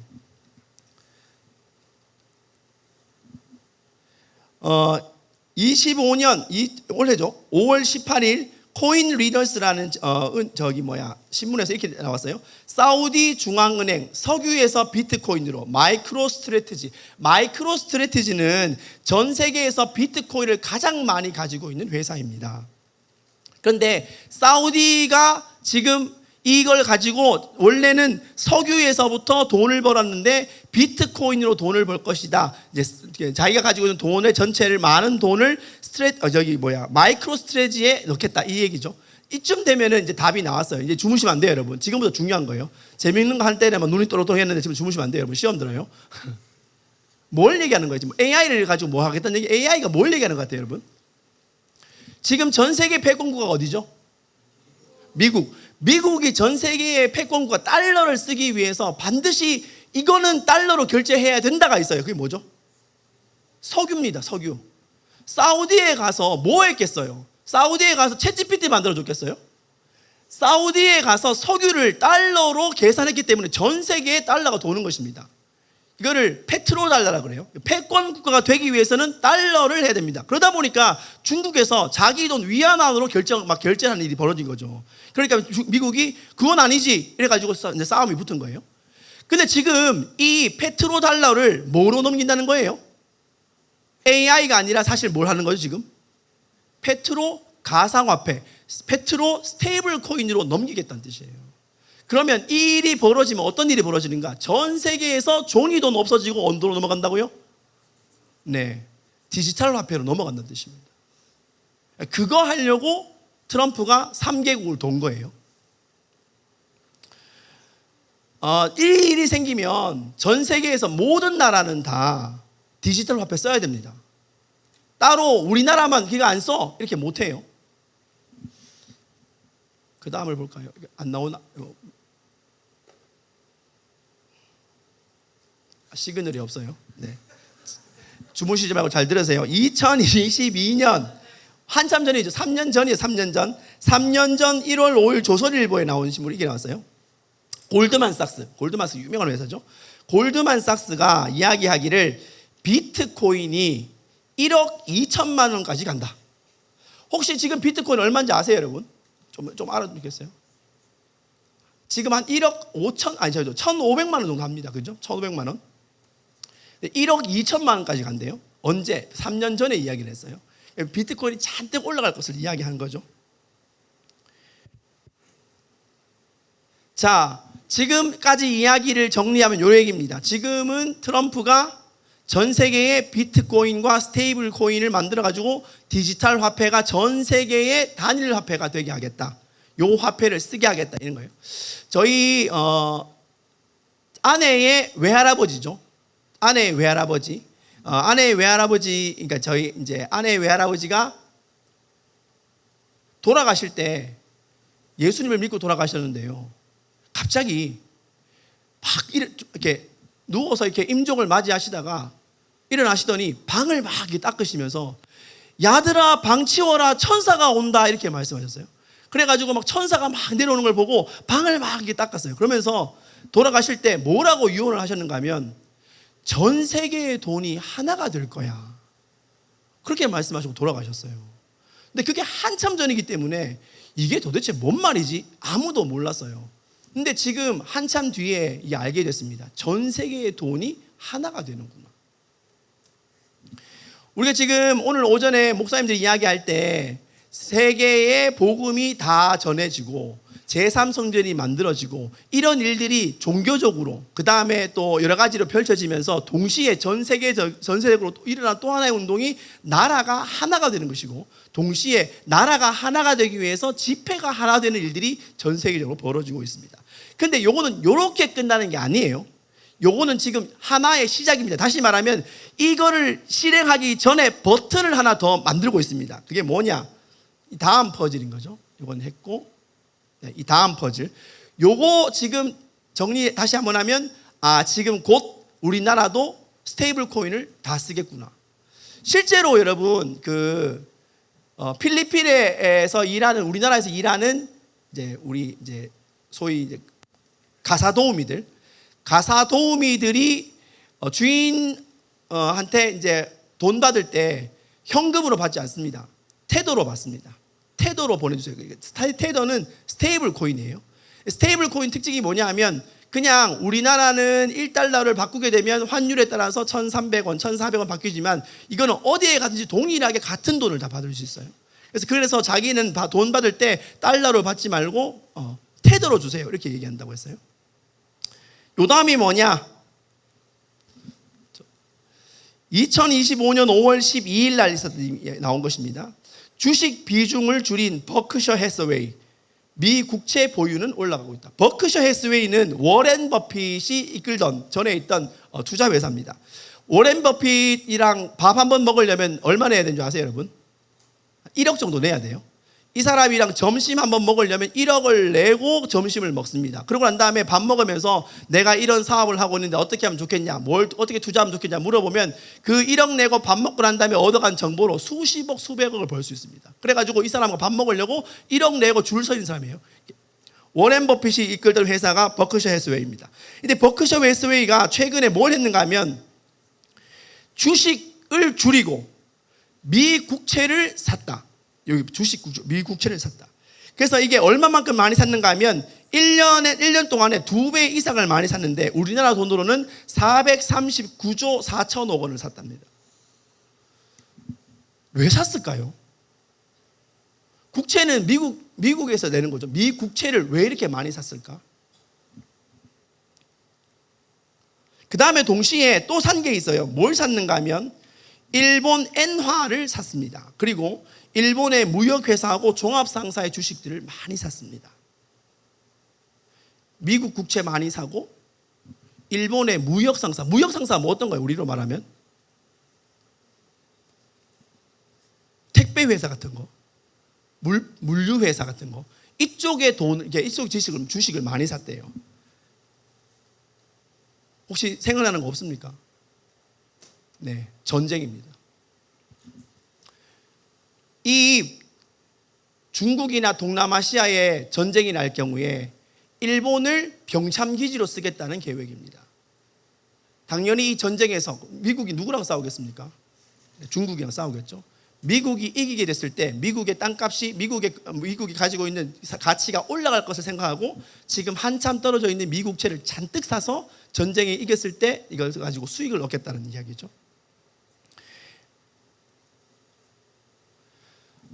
일본에서 나라현입의과대학교에서 일본에서 인공혈액을 만든다고 신문이 났어요. 색깔은 지금 보는 것처럼 보라색 색깔입니다.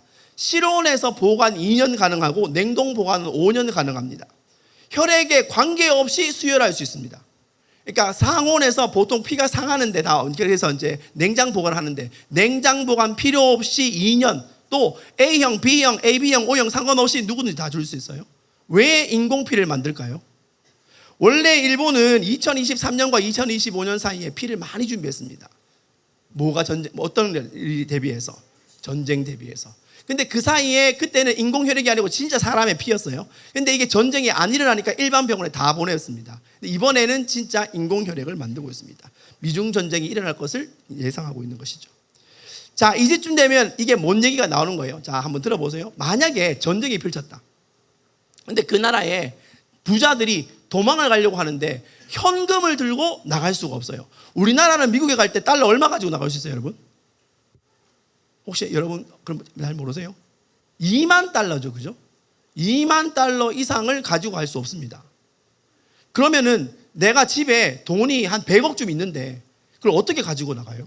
금괴로도 못 가져 나가고, 그죠? 다 잡혀 있어요. 그러면 이거를 어떻게 하는가 하면 이 돈을 아까 말했던 것처럼 디지털 화폐나 아니면은 그 뭐죠?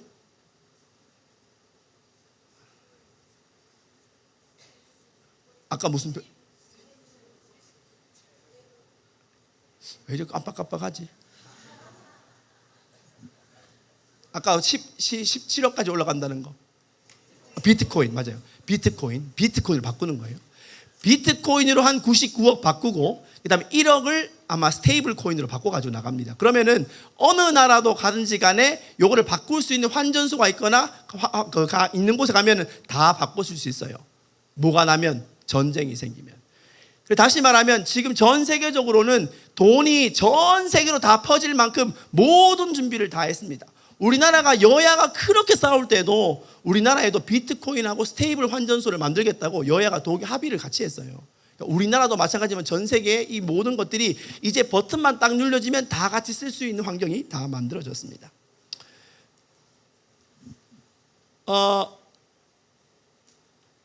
요거 전에 있는가요? 요거 앞에는 뭐가 있죠? 네. 2025년 블록메디아 7월 1일 신문에 이렇게 되어 있어요. 북에 있는 IT 인력이 급여 수단으로 스테이블 코인을 받습니다. 얼마쯤 받을 것 같아요? 이 금액 전체가 수천만 달러에 이르고 있습니다. 북한에 있는 IT 기업, IT를 하고 있는 군인들이 돈을 받는데 이 잘못된 불법 해킹으로 받는 돈이 전부 다 뭐로 받는다고요? 스테이블 코인으로 받고 있어요. 2025년 6월 30일 신문이에요. 최근 신문이죠. 연합뉴스에 뭐라고 났는가 하면 주일 미군 사령관이 수년에 걸쳐서 통합군사령부로 전환한다.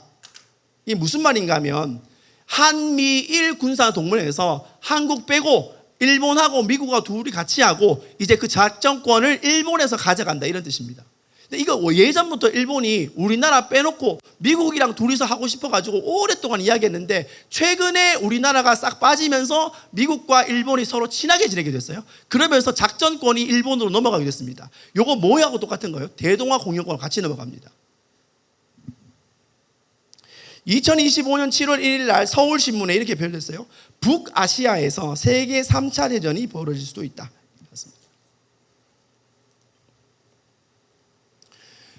제가 이제 지금까지 여러 가지 이야기를 했습니다. 오늘은 그렇게 많이 은혜되는 이야기는 아니지만 제가 오늘 마지막 말씀을 이렇게 전하고 싶은 이유가 뭐냐 했을 때, 오전에 말씀드렸던 것처럼 제3성전 준비됐고 그 다음에 선교가 완성되면서 이제 세계적인 또 하나의 단일 정부와 단일 화폐가 이제 곧 우리 눈에 출현할 정비가 완전히 끝났다입니다.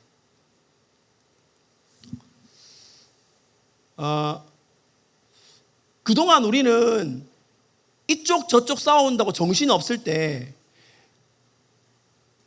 여야에 있던 여당의 국회의원도 그 다음에 야당의 국회의원도 그리고 대통령도 앞으로 우리나라가 이 외국의 이 세계에서 벌어지는 이 일에 대해서는 다 동일하게 의견을 같이 하고 이제는 우리나라도 이렇게 될 수밖에 없다라고 다 동의를 하기 시작했던 거예요.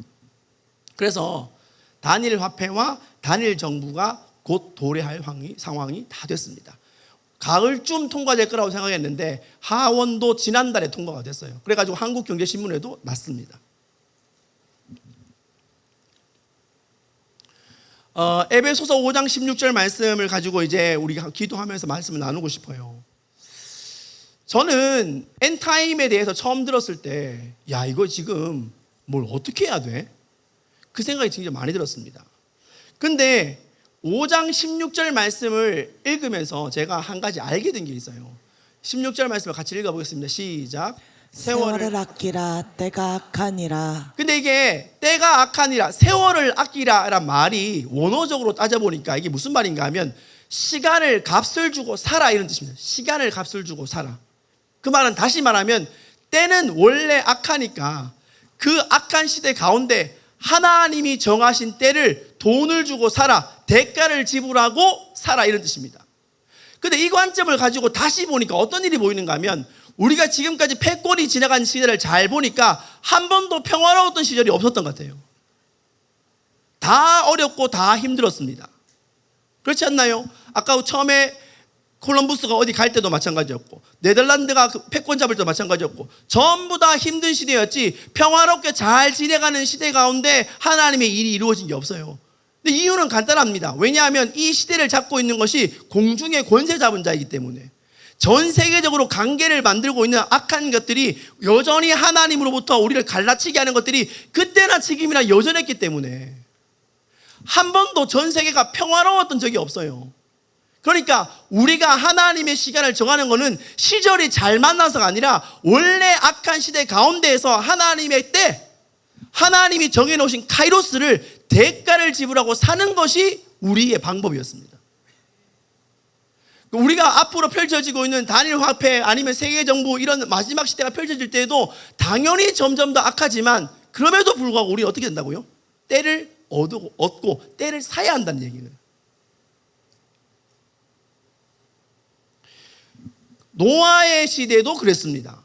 노아의 시대는 하나님이 온 땅에 심판을 내리기로 작정했기 때문에 그 시대 그 자체가 악했어요.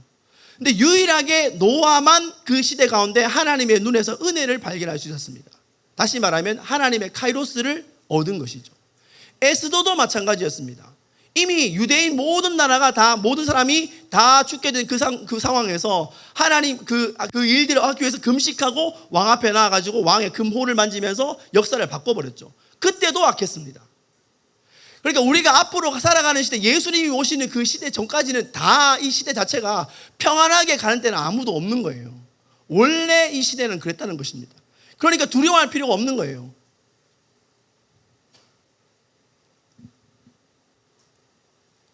한번 같이 읽어볼까요? 시작. 자신의 부르심을 이루는 것, 그 안에 그들의 구원도 함께 있었다. 노아도 마찬가지고 에스더도 마찬가지였습니다.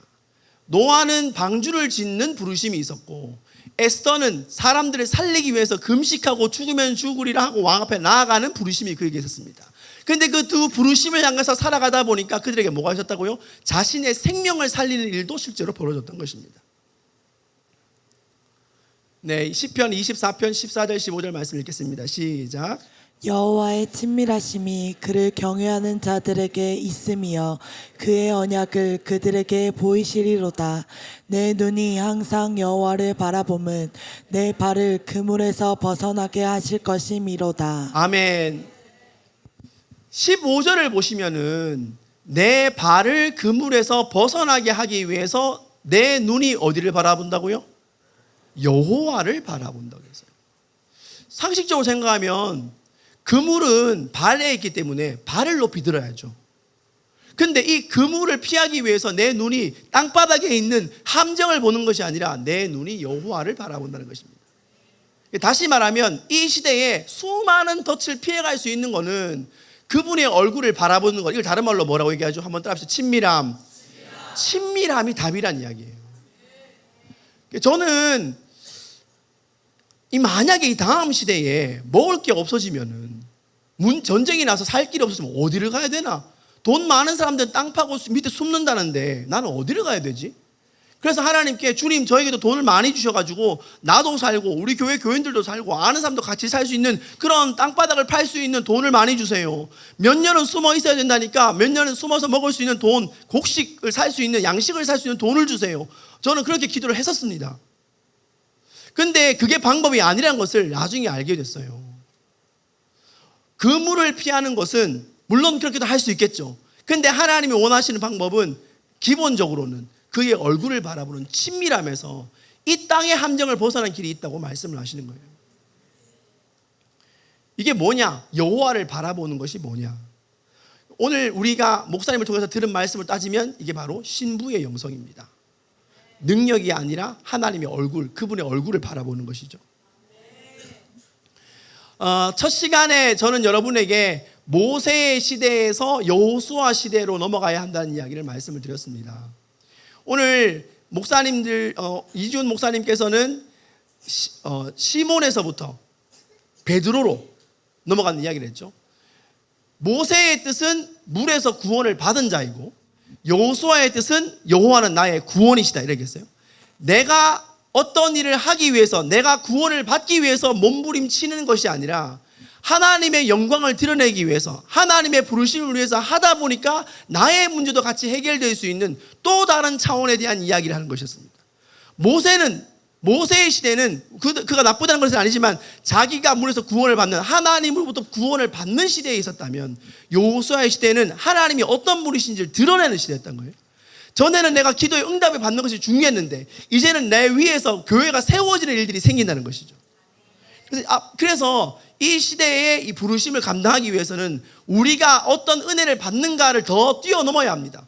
은혜를 받지 말자는 얘기가 아니에요. 은혜를 받는 것은 기본으로 깔리고 그 위에 이제 나는 하나님을 어떻게 드러내야 하는가란 다음 시대로 넘어가는 것이 우리에게는 새로운 옷이 되는 것입니다.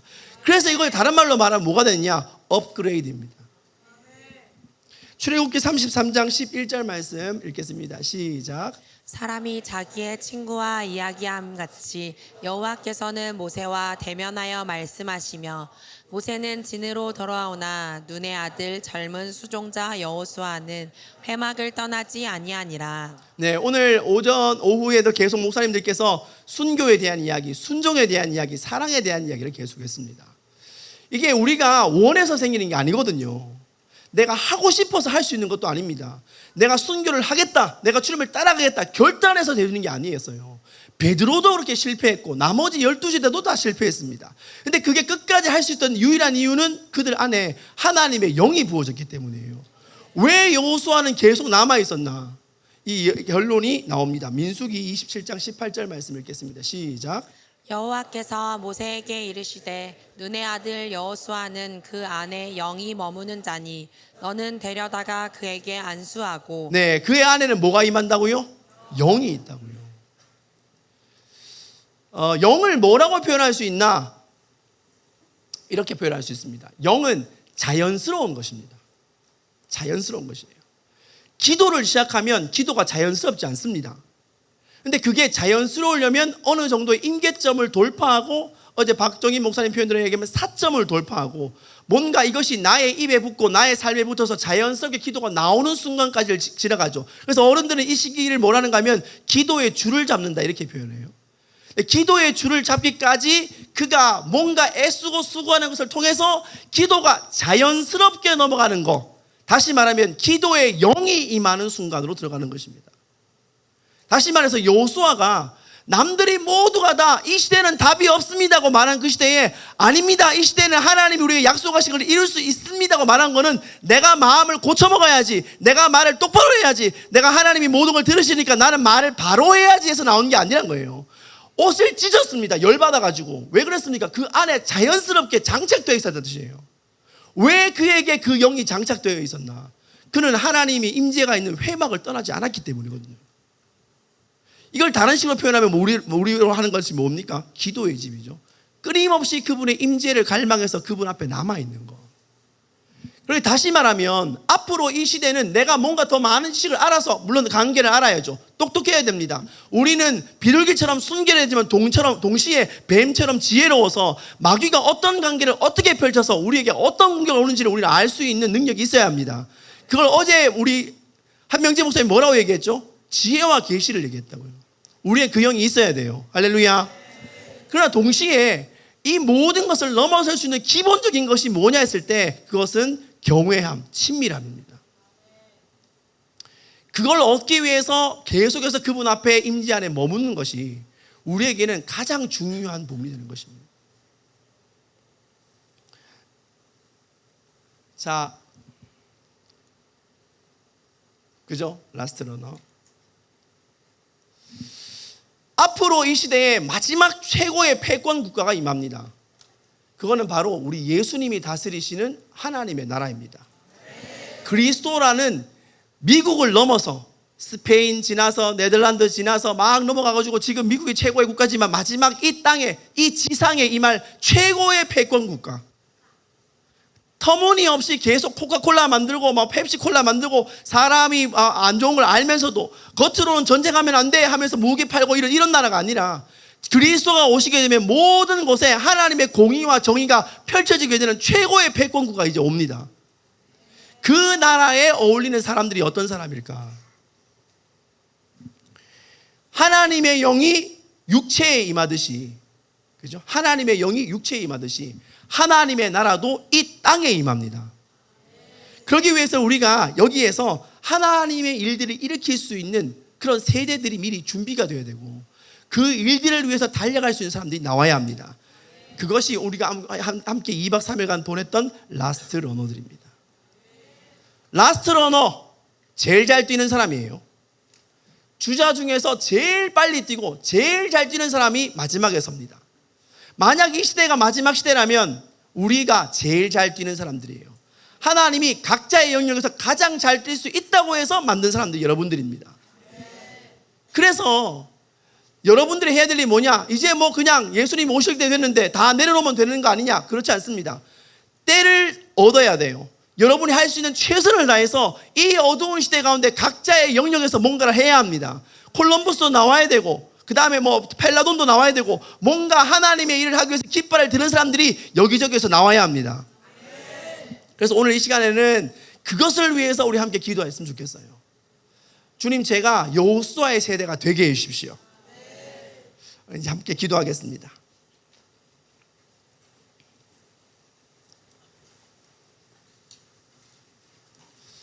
저는 한 가지 믿고 있는 것이 있습니다. 절대 하나님의 나라는 공중에 붕 떠 있는 것이 아니라 하나님의 사람을 통해서 이 땅에 이루어지고 있다는 것을 믿고 있습니다. 그래서 우리가 한 사람이 어떻게 마음을 먹고 기도하느냐에 따라서 세계의 새로운 역사들이 일어난다는 것을 저는 오늘 여러분에게 같이 나눴습니다. 저도 공부하면서 되게 많이 놀랐어요. 야, 청어대를 그렇게 보내주시는구나. 하나님이 이 일을 이렇게 만들어 가시는구나. 각자의 역할에서 각자의 기능에서 이런 일을 감당하는 사람이 나올 줄 믿습니다. 그래서 우리 이 시간 한번 기도할 때 주님, 저희들이 이 시대를 감당하는 사람이 되고 싶습니다. 우리 그렇게 한번 기도합시다. 시대를 감당하는 사람. 이 문제는 이렇게 문제입니다. 저건 저렇게 문제입니다. 그래서 제가 한번 막아서고 싶습니다. 주님의 이름으로 이 문제에 대해서 제가 한번 막아서고 싶습니다. 그래서 주님, 저희들이 시대를 감당할 수 있는, 이 시대를 책임질 수 있는 그런 사람이 될 수 있도록 주님, 저에게 믿음을 더해 주십시오. 주님, 저를 이끌어 주십시오. 그래서 한번 주여 외치면서 주여, 시대를 감당하는 사람이 되게 해 주십시오. 시대를 책임지는 사람이 되게 해 주십시오. 주여 외치면서 기도하며 나아가겠습니다. 주여.